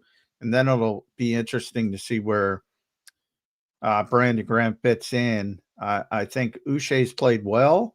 And so he's going to be 3 or 4, depending on what happens. And, yeah, it's going to be interesting. I mean, obviously, he can play. He could play last year. I don't think he wanted to retire. The Eagles kind of talked him into the storybook ending part of it. And this is the reason why you have to think, the business of football, you have to think long term. and all that kind of stuff. But it's great to see BG back. It'll be exciting to see him in the locker room. He's been around, hasn't been around as much as I thought he'd be. He's doing a lot of stuff. So we'll see if they can get him up to speed, get him on the field against the Giants this weekend. I don't see why not if he's healthy and he's been working out. I mean, obviously, Vic trusts him. Do you think we're going to see him this weekend? If I'm them, I'm just waiting till after the bye. I would do, depending on your needs. Like I can see him. I can see him in a very, very limited role. Like the workouts and all that stuff you're doing there. He doesn't need to know that much terminology because he knows same system. So you can pretty much plug and play him if you want to. I just hold him out until after the bye if I were them, because let him get another weekend, let him get another week acclimated, and then you throw him out and go that way to see what it is. I know that you would love to have him, Giants. I'd probably wait after the bye and say, you know what, this is what we're running with. Maybe it gives Vic another week to think of another package to use them in and to disguise it and use it for another team later on. So, but I'd personally, I think I would be surprised if he does that. Personally, I pull him out till after the bye and then come back and say, this is what we're throwing at you, and then we're going with this. All right, Chris, what did you learn from Sunday's game for the Philadelphia Eagles? Jalen Hurts delivered a perfect passer rating football game. He was electric and masterful in that football game. What'd you make of the game this weekend, Chris? What were your takeaways from that thing? One, that you can use Devontae Smith more than just regular go routes that we've seen many times. Because look at that. It's funny. I know each game has its own way of playing out, but you look at that Chiefs game and how he was utilized in just a regular 5 routes, and they're all like pretty much go routes, stuff like that. And then you look at the way they used him more crossing the field. They used him more that way. I like what I saw. They say Kevin Couture, what have you. I like what they did with him in that aspect, and the way they used A.J. Brown in that aspect, using diversifying their routes. So I thought that was good on that part. When it came to Jalen Hurts, that was a top 5 performance in my mind for him. Just for the way the poise in the pocket, the calmness, except for the touch he had on those deep throws. Because a lot of times we see a lot of these guys with the here, oh, he got a great big arm. You see this, man, a great big throw. The touch and the way he gave his receivers, one to AJ at the end hung a little bit, but the way he gave his receivers to get a chance to throw that. We've seen that with the dagger and what have you, but I like that we saw that coming back. The thing that really worries me is still the run game. You still having to get Saquon Barkley going. Because I think now, if you duplicate that same success with the passing game you saw against the Giants, teams might think, oh, this is a one-off hill. It's the Vikings, what have you, blah, blah, blah. I think if you do it again one more time against the Giants and that defense, that, oh my goodness, it's like the same thing talk about every year now, especially with Shane Bowen, the Giants defensive coordinator. You take a few more shots now, all of a sudden they can't play that 2-deep zone. And they can't have 8 men near the box. Maybe that opens some things up as well too. So yeah, I'm still a little concerned about that. And then now you got to worry about the Cam Jurgens stuff. That run game needs to get going. Yeah, Cam Jurgens could be problematic if he's got to miss some time. In game is different than preparing when you have a whole week to prepare for it. Do you think they still stick with Brett Toth at center, or do you think they go in a different direction? You move Landon to center, as they did last year. You can play Toth at guard in that instance. He's had the trouble with snaps in training camp for years. Drew Kendall, you got a rookie who's a natural center. Which way would Chris Franklin go if he's got to miss some time? If this was a playoff game, I'd move Landon in the center and I put Toth at guard. I'm holding my breath. If I put, I'll be honest, I was waiting for it. You hate to say it, I was waiting for the errant shotgun snap to happen, and it didn't happen. So maybe the calm situation, maybe he's okay with that. Maybe he's okay with that. I still say you don't move too many pieces and you put Toth, keep Toth at center right now, and then you roll with that. You may need to change some of your blocking schemes a little bit because we saw the holds and everything when it came in the interior line and so the interior zone runs, stuff like that. But I think overall, you don't want to mess with too much right now. You finally got Landon back at that one time. The chemistry and you hope Landon's good as possible because when you have Landon and Mailata running on that left side, we seen that's the side that Barkley when he was rolling last year. That was the side he had successful running off the edge. You're getting 5, 6, 7 yards carry on average. So I think you keep those guys together.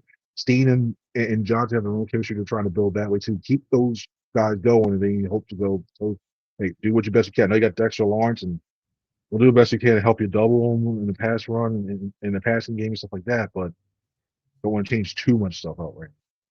Chris, if we just remove 24 the season from the equation right now, should this team be a passing team right now?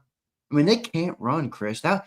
John said it before the game last week, if you're going to get the run game going, the Minnesota Vikings are a perfect team to do it against. They don't have many run stoppers. They're not a great run defense.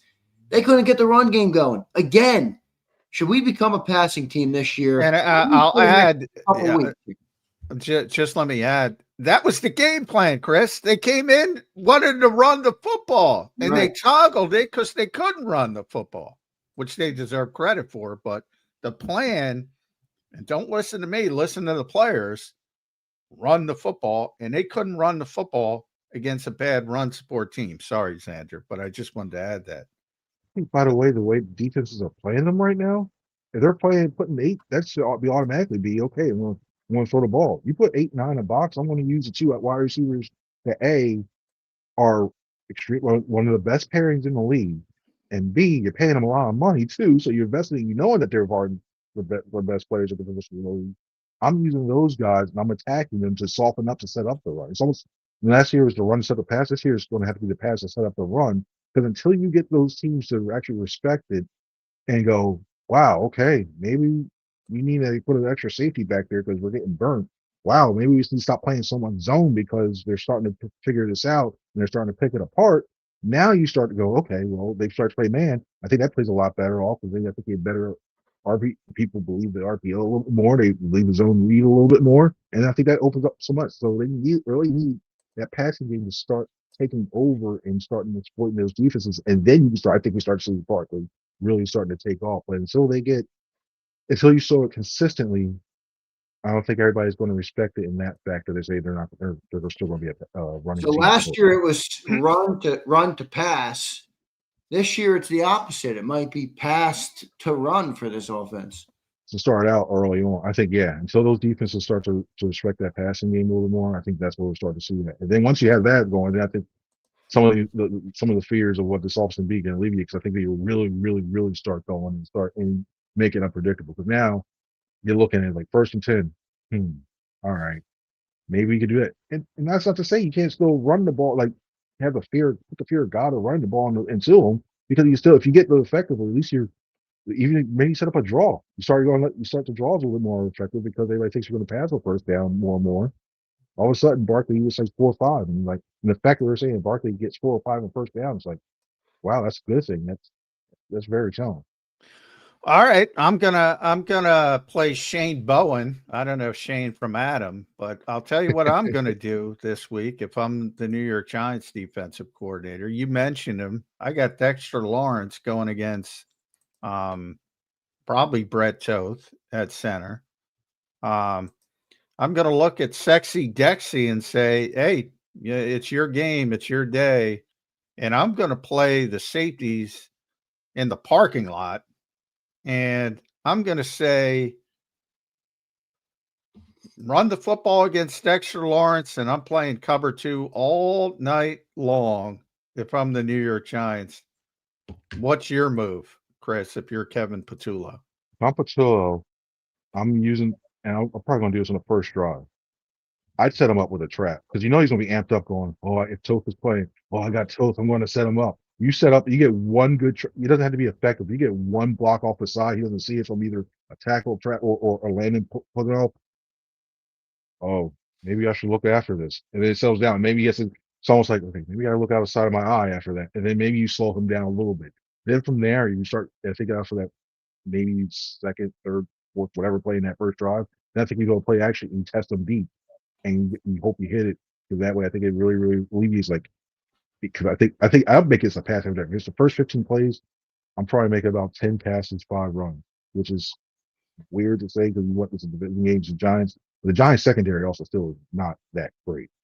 You can No, have it's not. But I'm going to say hi to, I think it's Tyler Nubin, and I don't know if Javon Holland is healthy, but I'm going to say hi to them in the D lot because that's where they're going to be playing. That's why I That's think where they're going to be playing. that's why I think if you get that trap the first time, or even a counter, something that gets him moving one side, and then he goes, bleep. Oh no! And I think you get that, and you still that early on in his mind. I think that slows him down mentally, and then also I think it gives you some more space to operate freely, stuff like that. So that's why I do, and let them play it there. I think and it's like that. You just take what defense gives you, slant, curls, and then you go with sluggo, slant, curl, sluggo, in that order, or do a It's slant going to one work time, come against back to the Isaiah sluggo. Rodgers, our old buddy. The slugger is going to work against Isaiah Rodgers. I'll tell you that. Yeah, the Giants, I don't like their corners, although Adebo's, I liked him with the Saints, but he's not playing well. And Cordell Blott got Jalen Hurts last time, so I'm sure that my question is less about the players and more about the scheme. You know, the Eagles beat up on man they coverage. have a better scheme to deal with the Eagles. Well, because the Eagles have been struggling against zone coverage. You know, they're going to drop right back into that. Yeah, I would think. Here's something where that could play in this factor as well too. Some of those players, we all saw the Brian Burns video about dropping the 8. Yeah, I'm seeing more and more like that's one of the things where you start open question. That's going to be on top of his mind. Is he going to want to try to break a tendency and try to be over aggressive? A, B. If you get this team down, the defense down early enough, are they going to start wondering like, what's going on with this? What are we doing? Well, you know, Giants DC, I'm not even looking at the Vikings tape. Fuck that. They didn't. That my game plan was better, right? I mean, what? Certainly for the Eagles, that's what I think. Like I said all day, like that. You know, we always talk about division games being surprising. That's because you know the opponent. Like, how many times did I say leading up to the game, Xander? You know, Minnesota builds itself to beat Detroit, or in theory, not that they're going to beat them, but that's who they're shooting for. The Giants are shooting to beat the Eagles. You know, that's their mentality. And I do think that they had at least a good plan, and it worked out well for them, obviously at MetLife. But yeah, they're better equipped I would say styles make fights. Their style is better equipped to deal with the Eagles' offense than Minnesota's style, which is poor Isaiah Rodgers is out there on an island with A.J. Brown. It's not going to work. Right. And you're right there. They're in that north, so they're built to play versus the Lions and the Packers, you know, more so than the Eagles. Yeah. I mean, and that's every division. That's every division. Right. And the way you get into the playoffs, and then the way you get to the playoffs, and then from there, that's how you just go and see. You hope you match up well from there on out. That's the easiest way to get into the playoffs. Beat your division when you're in it. So but to bring up your point about Brian Burns, defensive players hate when you're not aggressive, but sometimes you're better off not being aggressive. In the case of the collapse in Denver, I think it was a bad job. But in the case of the Eagles, I think playing zone might be a good plan. So it toggles with the opposition as well. But because I still want to see, you know, if you're playing if you're playing that style of football, so think old school Tony Dungy cover 2, you know, the whole shots, the open, the seams, you know, make that freaking linebacker run the pole, carry it down the middle of the field. The Eagles don't throw those passes. That's where you beat the cover 2, unless you have Derek Brooks running. Remember Jahad Campbell doing it earlier this year, the athleticism? There's very few guys who can do that at linebacker. And then outside, you have those little turkey hole shots in between the corner and the safety. That's what I want to see the Eagles do. Can they do that? I don't know. Chris Franklin, what do you think? I think they can. It's a matter of just can they draw it up to disguise it as something else. Because I think a lot of times the teams are sitting on them and looking like, okay, I got this 1-2. Okay, I know he's going to do this. okay, he's going to do this. Okay, A.J. Brown was running, for lack of better words, either slants or goes the whole season. Okay, Devontae was pretty much running those go routes or curls. If you start to do, I think you can set them up. If anything, I'd use what they did, what the Giants were supposed to successfully and using against them.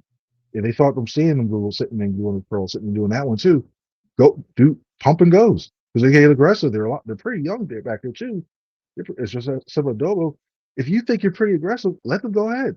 Pump it and go. This is where you need your offensive line to really show up this week. If you can do that, just give them the extra second. I think it's there. If Jalen pulls the trigger, I think it's there. If AJ and Devontae are able to get their separation or enough separation, I think it's there. Also, I would be surprised if I don't want to get too many reasons before. I would be surprised if they try to flood it a little bit too. Roll Jalen out a little bit, like a semi rollout to one side, and then you run levels or you run floods.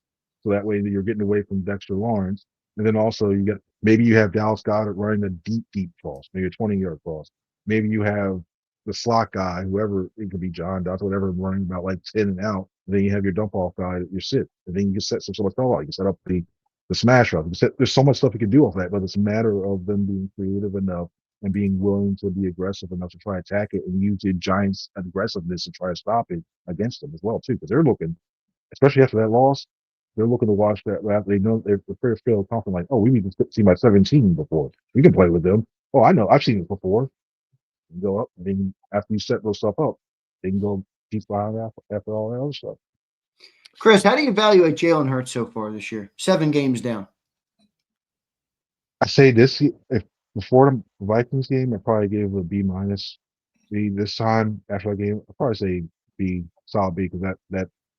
I think given what it hasn't been pretty. Like it hasn't been like the last we saw him in the playoffs, but he's been efficient.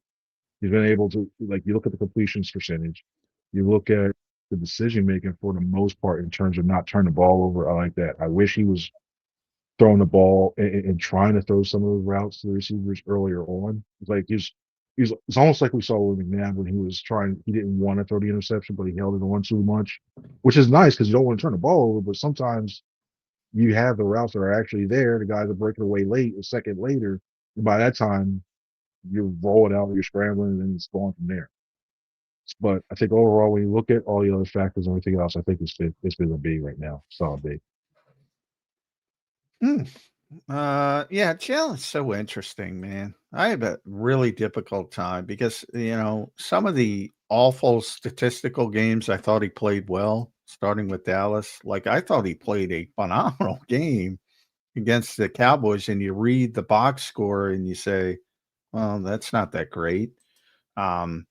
Such a unique player. I say it all the time. I use that word. And then he does things like you're never expecting, like this particular, obviously the first perfect passer rating this season, the third in Eagles franchise history. It's just crazy. And you say, why can't there be a little bit more consistent? You can't expect that every week. I mean, it's absurd. You can't have a 158-3 every week. But why can't there be more consistency from week to week? I think that's the last piece of the puzzle. I don't want to say that. I think sometimes you just go with the hand give. You don't want to be being a freestyler. Say if you get a play call in and you see something and you're like, I don't really want this ain't gonna work, but you don't want to change the play because you're like, this ain't gonna work. And then so you start getting up corner and going, yo, look, I call the play and what's going on. I think I like it when he's able to go more no huddle and up tempo because I think I trust his instincts and able to go call the right play, call what he sees. I know sometimes it comes from the sideline as well too, but I like his instincts when he sees, okay, we're going to run this, and he just goes and rips it. I think when you look at some of the designs early on, I think he is more hampered by the initial play calling than what he's doing. Because if you had that type of game plan you saw Sunday against, say, the Chiefs, they won. I think they would have had that too against the Broncos. I think they would have won that game. I think they would have won that game as well too. So I think he's doing the best with what he's been giving so far, and I think it's catching up where Pachulia is starting to change it up a little bit, or the game plan, whoever's involved in the game plan, what have you, is starting to change up a little bit. So the fact that you see it starting to get a little better to trust it a little more, to start throwing that ball and I think eventually it'll catch up once the running game. Something like Yeah. No, it isn't. He is an interesting player. There's no doubt about it. I mean, I tweeted this out. I'm like, Jalen Hurts has his best passing game of the year and a perfect passer rating against Brian Flores' number 2 ranked pass defense in the NFL. He's just an interesting player, Chris. He really is an interesting player, but I think this team is going to need him to be an MVP week in and week out, Chris. Defense isn't as good. Run game's not going. Where else do you look, man? I think MVP Jalen is going to be needed week in and week out for this team too, at least right now until they can figure out this run game. yeah, it's one we have to be in his hands. It really is. So if he continues the aggressiveness, I think that offense just needs to be aggressive. Continue to be aggressive with it. And the one thing I do see I don't think it's just as physical as you've seen in the past. I mean, last year you saw it could be attributed to the injuries on the offensive line, but it doesn't look like it's not as like, okay, we're going to smash. You look at Detroit. You see teams like that. You see Detroit the way they're playing right now. Penei Sewell is the funnest offensive lineman I've ever seen to watch. You never think of, oh, that's fun to watch. Penei Sewell's like, well, Quentin Nelson was like that for a while too. I heard somebody I thought it was a great description. Quentin Nelson at his height was offensive line porn. I think Penei Sewell is offensive line porn.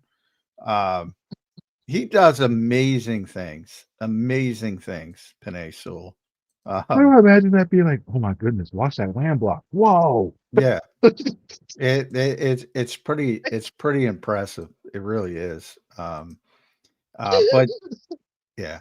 But we started this, and I'm glad I got you on that one. We started this with BG. I want to end it with BG at C Franklin News. Make sure you follow Chris on the X platform. Does a tremendous job at NJ.com. I always like when I can make them laugh. That's part of what I try to do. Our buddy Mike Sealski tweeted this about Brandon Graham, and I agree with it. So I want to give Mike some credit. The Eagles will announce today that they're signing a 37-year-old defensive end who retired after last season, a season in which he tore his triceps twice. I'm adding twice. If this player's name weren't Brandon Graham, we'd be focused a lot more on how desperate this team is to improve its lousy pass rush. I think he's 100% right. I don't think this is a good thing or a good sign other than I love Brandon Graham. Sometimes you need that. I mean, even when he was playing last year before the triceps, he was effective. But sometimes you just need to hear that guy like BG on. We saw how many those young edge rushers, whenever you mentioned him, Nolan Smith, I know he's out right now, that one too, Jalen Hunt. We've seen pass, and even now, like when they mentioned BG, oh BG, yeah, that's like maybe that's the boost they need. Like it's because when you have somebody that's been there for so long, you're trying to find your footing. You're trying to find out how we move on, how do you do this? It's not like you're dead or anything, but how do you move on and go from that? And it just feels weird. At least for now, you get that safety blanket back. Who can also, Is that what it is, though? Is it the who's the Peanuts character that had the security blanket? Linus, yeah, Linus. Is that what it is? Linus needs his blanket. Is that what it is? But also, I might use that, Chris. Thanks. No problem. Like sometimes you hear the lights, please, and sometimes he's the voice of reason. Sometimes he's also effective too. So we can do that slingshot. I'm breaking down the Peanuts right now. That too. Like what he's able to do with that blanket too. It's still effective. As long as you're able to do that, as long as you're able to get pressure still, which he showed he was able to do. Hey, it's worth a shot. You still have 2 weeks now? November 4th. November 4th. Yeah. Yeah. So. 2 weeks from today, right? 2 weeks from today, yep. Yeah. All right, Bradley. Chris, final one. You think the Giants sweep us? Nah, I think this one, I think the Eagles win. Yeah, and that's saying tough because I'll be honest, I picked the Vikings to win the last game. I'll be honest. I picked the Eagles to beat the Vikings because then that was my description. Styles make fights. I don't think the Vikings match up. In a weird way, the Vikings are better than the Giants, but in a weird way, the Giants match up better with the Eagles. I still think the Eagles will win the game because they'll be hyper focused because they got embarrassed at MetLife Stadium. But I think it'll be a tough game. I think it'll be tougher than people think. That's my early take on that.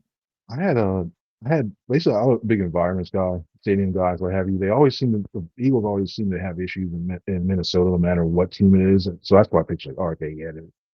So I had them at the time pretty even, and then that one. So this week, I think they're still thinking about. You can sure they're motivated after getting the butt whooped a couple weeks ago. You sure that's in their mind? I think the Giants are in their heads a little bit. You got more tape on Jackson Dart, what they're trying to do now. So now you have a little bit more experience of what they have there. I think they pretty much Eastern Man felt like they got pushed off the ball a little bit more than they wanted to by the Giants line, what have you. So I think defense plays a little bit better. I think the offensive team's just rolling one. So I could see it still an interesting game, still being within a touchdown, but I think the Eagles win this game. Chris, good stuff, man. We appreciate you joining in today. Always make time for us. We appreciate it, my friend. Make sure you guys follow him at C. Franklin News. We'll be reading all your work, Chris. Thank you, brother. We appreciate you, man. Thanks, guys. Y'all have a good one now. Thanks, Chris. Thanks. Enjoy the outdoors as well. Yeah, I like Chris outdoors, Chris. I love it. Nice. I might have to get outside a little bit today. Sometimes I'm too cooped up in this damn freaking studio. Good stuff, everybody. Brandon Graham officially returned. We got a couple super chats we will hit here on the show to close it out. But Johnny Mac, BG is returned. And by the way, I missed who you said there. Who put out that was a more of a bad thing? Mike Sealski. Oh, well, that doesn't surprise me. Mike loves to look at Come on, Mike. Mike's great, man. I like Mike's work a lot, but I'm also a fan who I don't like reading reporters who glaze it. Like I want to read somebody who actually looks at it from a. That's why I brought it up. I prefer to read that type of media. Not everybody does. Most people like to look at only the positive and it's all going to be great. Mike is one of the best columnists in the entire country. Philadelphia should be thrilled to have him. Yeah, I read one of his books, the Slam Dunk book. That was great. Yeah. No, he's great. He's great. I got to get him back on. He's he used to be on the show quite a bit. Now he's doing WIP, so he's got all these. Yeah, he's a busy guy. That's all right. We'll try and get him back. Good stuff, John. Let's go to some super chats here to close out the show today. Let me go to my boy Dirty Air. What's up, brother? Hope you're doing well. Good to see you in here. Dirty Air says Dean is probably our most valuable trade piece right now. No, any move I guess could involve him anyway and solve the playing time issue. I don't think he's much of a trading piece. What are you going to get for a linebacker who's coming off a massive injury? Yeah. 6 rounds. I mean, again, he played, and part of that is but other teams aren't going to put as much stock. Part of the reason I put stock in Jakobi is because I saw how well he played last year. He got out there; it was very positive. But from another team's perspective, all they see is an injury-prone guy who's coming off a very serious injury that typically is not one that people recover from. I don't think he has much trade value at all, and you're better keeping him around, even if you're not going to play him in case of an injury to Zach or Jihad. That is the best value you could get out of Nakobe Dean. I don't think you're going to get value on the trade market. I agree. I just don't see it. So, and I think he's more valuable here. We'll see what ends up happening. But I do understand the thought process there, Dirty Air. And checks in. I would be happy when we run running back screen passes. They don't seem to do those. And you see last night, Detroit, I mean, they're getting blitzed and Jahmyr Gibbs is obviously a way different style of player, but they dump it off to him and that dude can run, man. Yeah, man. Jahmyr Gibbs is a problem. If you ever see him run those angle routes too out of the backfield, that is a shit show for any linebacker in this league. Those guys are on the same page. Jared Goff and Gibbs. He is a hell of a player. And that draft, Brad Holmes got killed for taking a running back at 12 and taking a linebacker at whatever it was. Both of them worked out. Jack Campbell was 18. Yeah. That was a hell of a running back is such an interesting position because they're so valuable and nobody and it doesn't translate to the business part of it because people are worried about the longevity and Well, I feel how like long. they're only valuable. Well, they're valuable, but I mean, to They're certain they're teams, only valuable to good teams too. right? Like only a certain team could draft a running back at 12 and actually get the value out of it. Detroit was built like that. Yeah, you got to be good to take advantage of a big Yeah. time running back, and they're very good. He's a very difficult player to deal with. And you got to have a quarterback locked in. I mean, you can't be a team, like the And the Giants. Eagles are not a good screen team, and part of that is the quarterback as well. They do more off schedule stuff, and so it depends on style, but they don't run a lot of screens. By the way, there's a lot of bad screen teams too that run screens because they can't do anything else, and you wouldn't like that either. So when you see a team like an Andy Reid team that does it well and it's cooking, it looks great, but it's not that easy. I brought Doug Peterson used to have landmark practices. I brought that up a couple of weeks ago. The spacing has to be right. Everybody's got to hit those landmarks. It's a little bit more complicated than I think people realize. Yeah. Why is it that Jalen's not like? It just feels like some things, John, I don't get. Like, I understand players have tendencies, but how could a quarterback not be good at screens? Like you're just dropping back and dumping it off. You're not just, it's a timing play. It's again, the landmarks have to be right. You have to invite the rushers in. You have to have that feathery touch to get it over the top a lot of times. I just feel like there's a line in this running back, man. I feel like we were built to do it, and there's all kinds of, and by the way, the running back, he's not a great receiver. I don't know how many times I can tell it. Yeah. Can he, if you get him the ball in space, can he go? Yes. But is he going to do the things to get the ball in space where it can be, Gibbs and McCaffrey are the two best. Look, I don't know what to tell you if you watch those screen games and those guys. Yeah, they're different players for sure. And Saquon's great in his own way. He's just a different style of player. And it is what it is, but they're if you go back to teams that were better screen, and Andy's always been a great screen coach. There's all different types of screens too. There's tunnel screens, bubble screens, wide receiver screens, tight end screens. For whatever reason, the Eagles have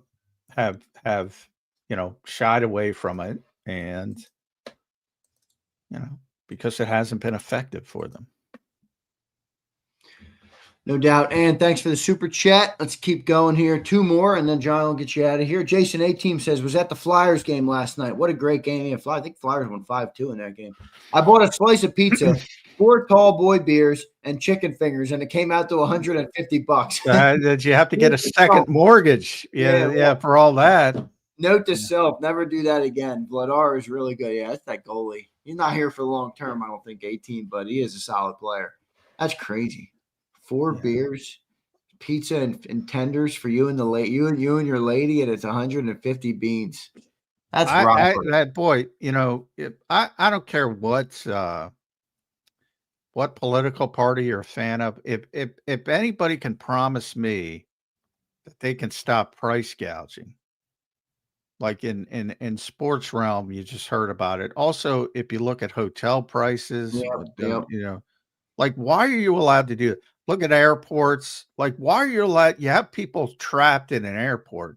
Why are you allowed to charge them $15 for a beer? I mean, it's a good point by you. I mean, it's just like common decency, basically, but there's none of that, I guess. Yeah, it's awful. So if any political party can fix price gouging, I'm on your side.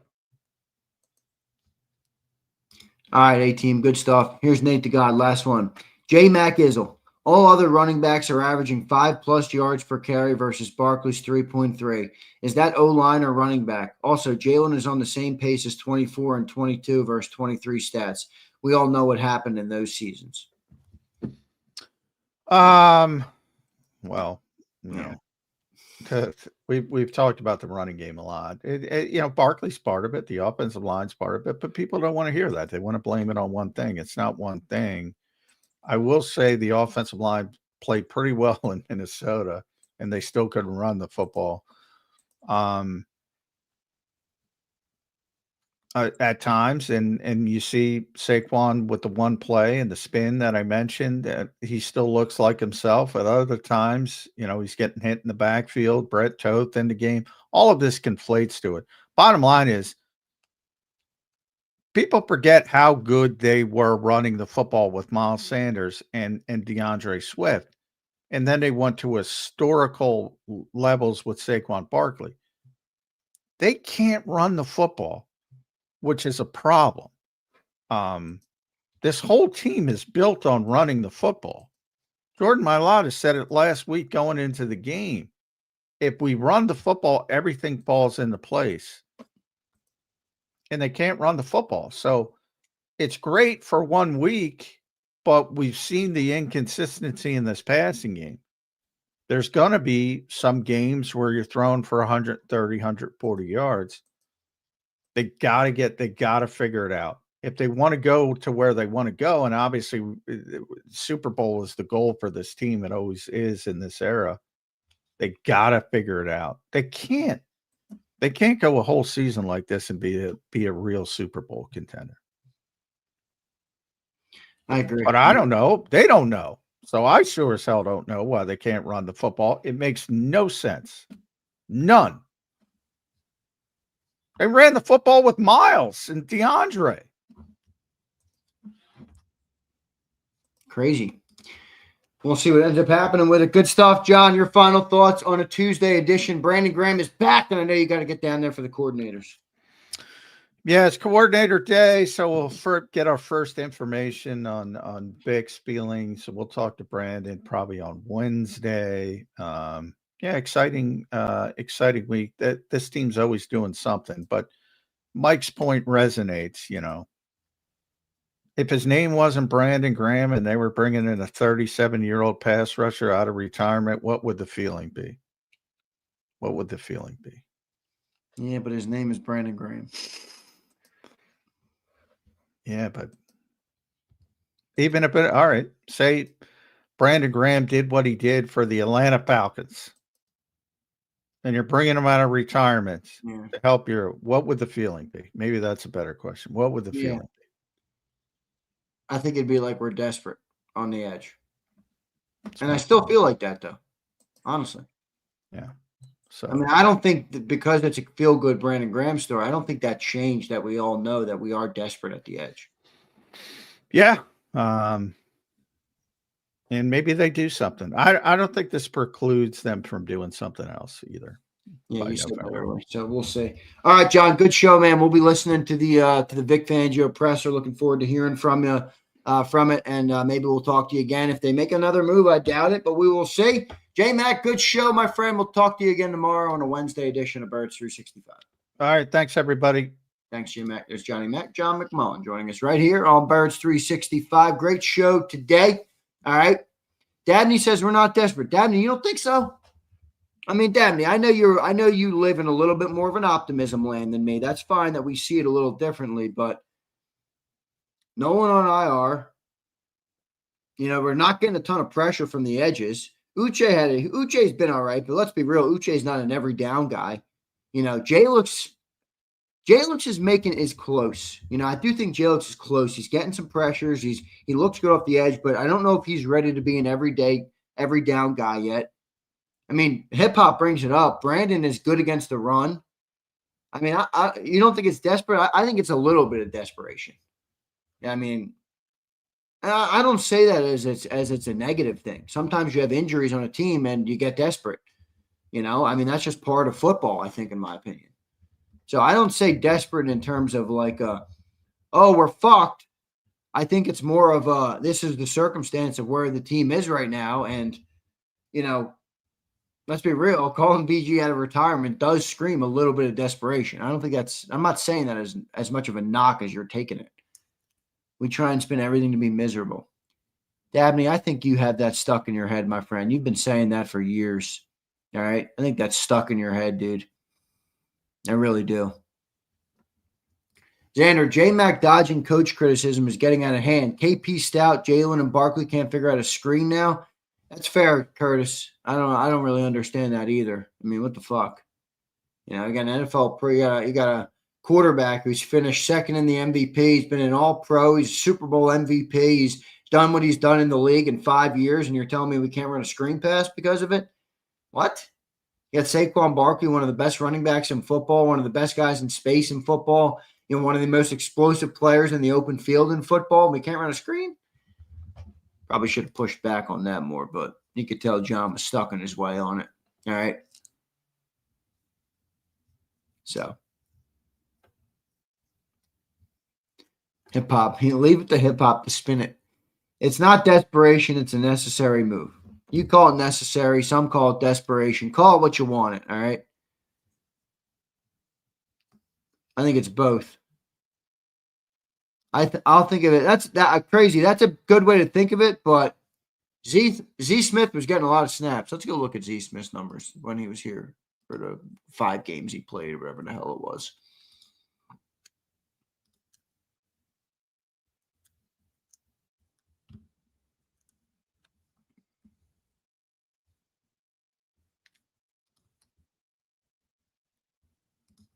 Let me go look at Zadarius Smith. He had 20. He had 20 snaps his first game, 24 snaps. Then he was up to 36 and 34. I don't think Brandon Graham's playing 36 snaps. And then he was down to 17 versus the Giants, his last one. So, I don't know. I'm happy Brandon Graham is back because I love Brandon Graham. Shit, I love Brandon Graham. Probably one of my favorite. Well, I think most people say that. One of my all-time favorite Eagles. He's also just a good dude. I mean, I've talked to plenty of guys behind the scenes. Brandon Graham is one of the nicest, actually nicest, not just a show. It's not who he is. It's not who he is. Who he is on the air is who he is off the air too, behind the scenes. He's a great dude. But all right, guys, I got some shit that came up, so I do have to push the giveaway to tomorrow. I apologize for that, but I'm not going to do the giveaway today. So get your memberships in. We will do a giveaway tomorrow. And because I had to push it, I'll do an extra giveaway on Thursday as well. So keep that in mind. I cannot do the giveaway today, though. I do have somewhere to be this morning. So sorry, Ian East. I will do the giveaway tomorrow, brother. We'll do the giveaway tomorrow. All right. They don't need no screen. Hip-hop. Yeah, I know hip-hop. Everything is perfect in your world. Joe Whip says, look, it's a no-brainer. BG is better than anyone they could trade for, and the move does not cost draft capital. Yeah, that's fair. That's fair, Joe Whip. Good way to look at it, especially with the no draft capital. So, Brian Fleming checks in. Can we talk about how J-Mac is into O-line corn and his corn stars are both 300-plus pound? Is J-Mac's king thick boys? Brian Fleming, I will not talk about that. All right? You can talk about that. I'm not talking about that. I mean, come on, Fleming. You know me.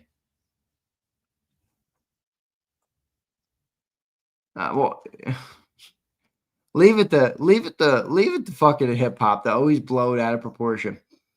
The man just threw for almost 400 yards. Well, no, he fucking didn't. All right, hip hop. It was like 320. All right. Now I don't know what world you live in, but they teach you in like grade school hip hop how to round. You ever learn that hip hop?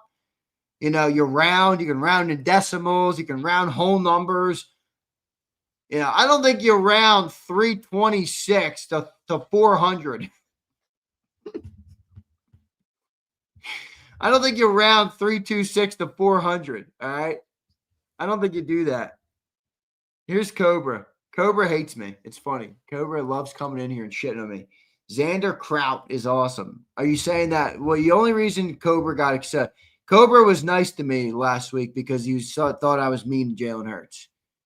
Now, if I give Jalen Hurts credit for dominant games, he hates me again. Cobra, shut your bitch ass up. You're a garden snake. I've been telling you that for years. Here's Preston. What's up, brother? I haven't talked to you in a little bit. How you been, man? Z, I have to be honest. I love BG, but I really dislike this move. It's selfish to bring him back after after he left on a fairy tale season career. This screams desperation. Put Campbell on the edge. I don't know, dude, because I think BG wanted to come back. So I don't know if I would say selfish, honestly. If you listen to BG in his closing interviews, I think he wanted to come back, honestly. I think the only reason he didn't come back is because Howie was like, we're going to go in a different direction. And he didn't want to play for another team, obviously. So I don't know if I view it as – I don't think I view it as selfish, but I hear what you're saying in terms of the desperation. That makes sense to me. All right? That makes sense to me. Valera says, hey, Z, got to handle your business or you're busy. Yep, that's a great saying, brother. Pop's been saying that to me since I was a child. My dad used to say two things to me when I would leave the house as a kid. He used to say, Zander, no bullshit. That was his number one saying when I left the house, going out with my buddies or whatever in high school. Zander, no bullshit. That was what he said to me. No bullshit. Gotta love it. Gotta love it. But all right, guys, I gotta run. I don't have a lot of time this morning. I'm sorry. I know we've had good Zander times recently. We won't have one this morning, so I apologize for that. But it's good that Brandon Graham is back. Tomorrow we will lock in on a jersey giveaway. We will do that. All right. So appreciate everybody for being here today. Hit that like button. Hit that subscribe button. Drop your comments down below. The giveaways tomorrow, Sig Lord. Open your damn ears. Come on, man. I said it 4 fucking times. Love you, Sig, but holy shit. I'm just kidding. All right. I got to get out of here before I start being mean to people. Love all you guys. See you next time, everybody. You've been listening to Birds 365, the destination for the passionate Eagles football fan who bleeds green. If it's Eagles football, we're talking about it. Debate, inside the locker room, and guests that are some of the greatest football minds from around the region. We hope you enjoyed the show. We know we had a blast. Make sure to like, comment, and subscribe, and we'll be back soon. But in the meantime, hook up with us on social media at JAKIB Sports. See you next time on Birds 365.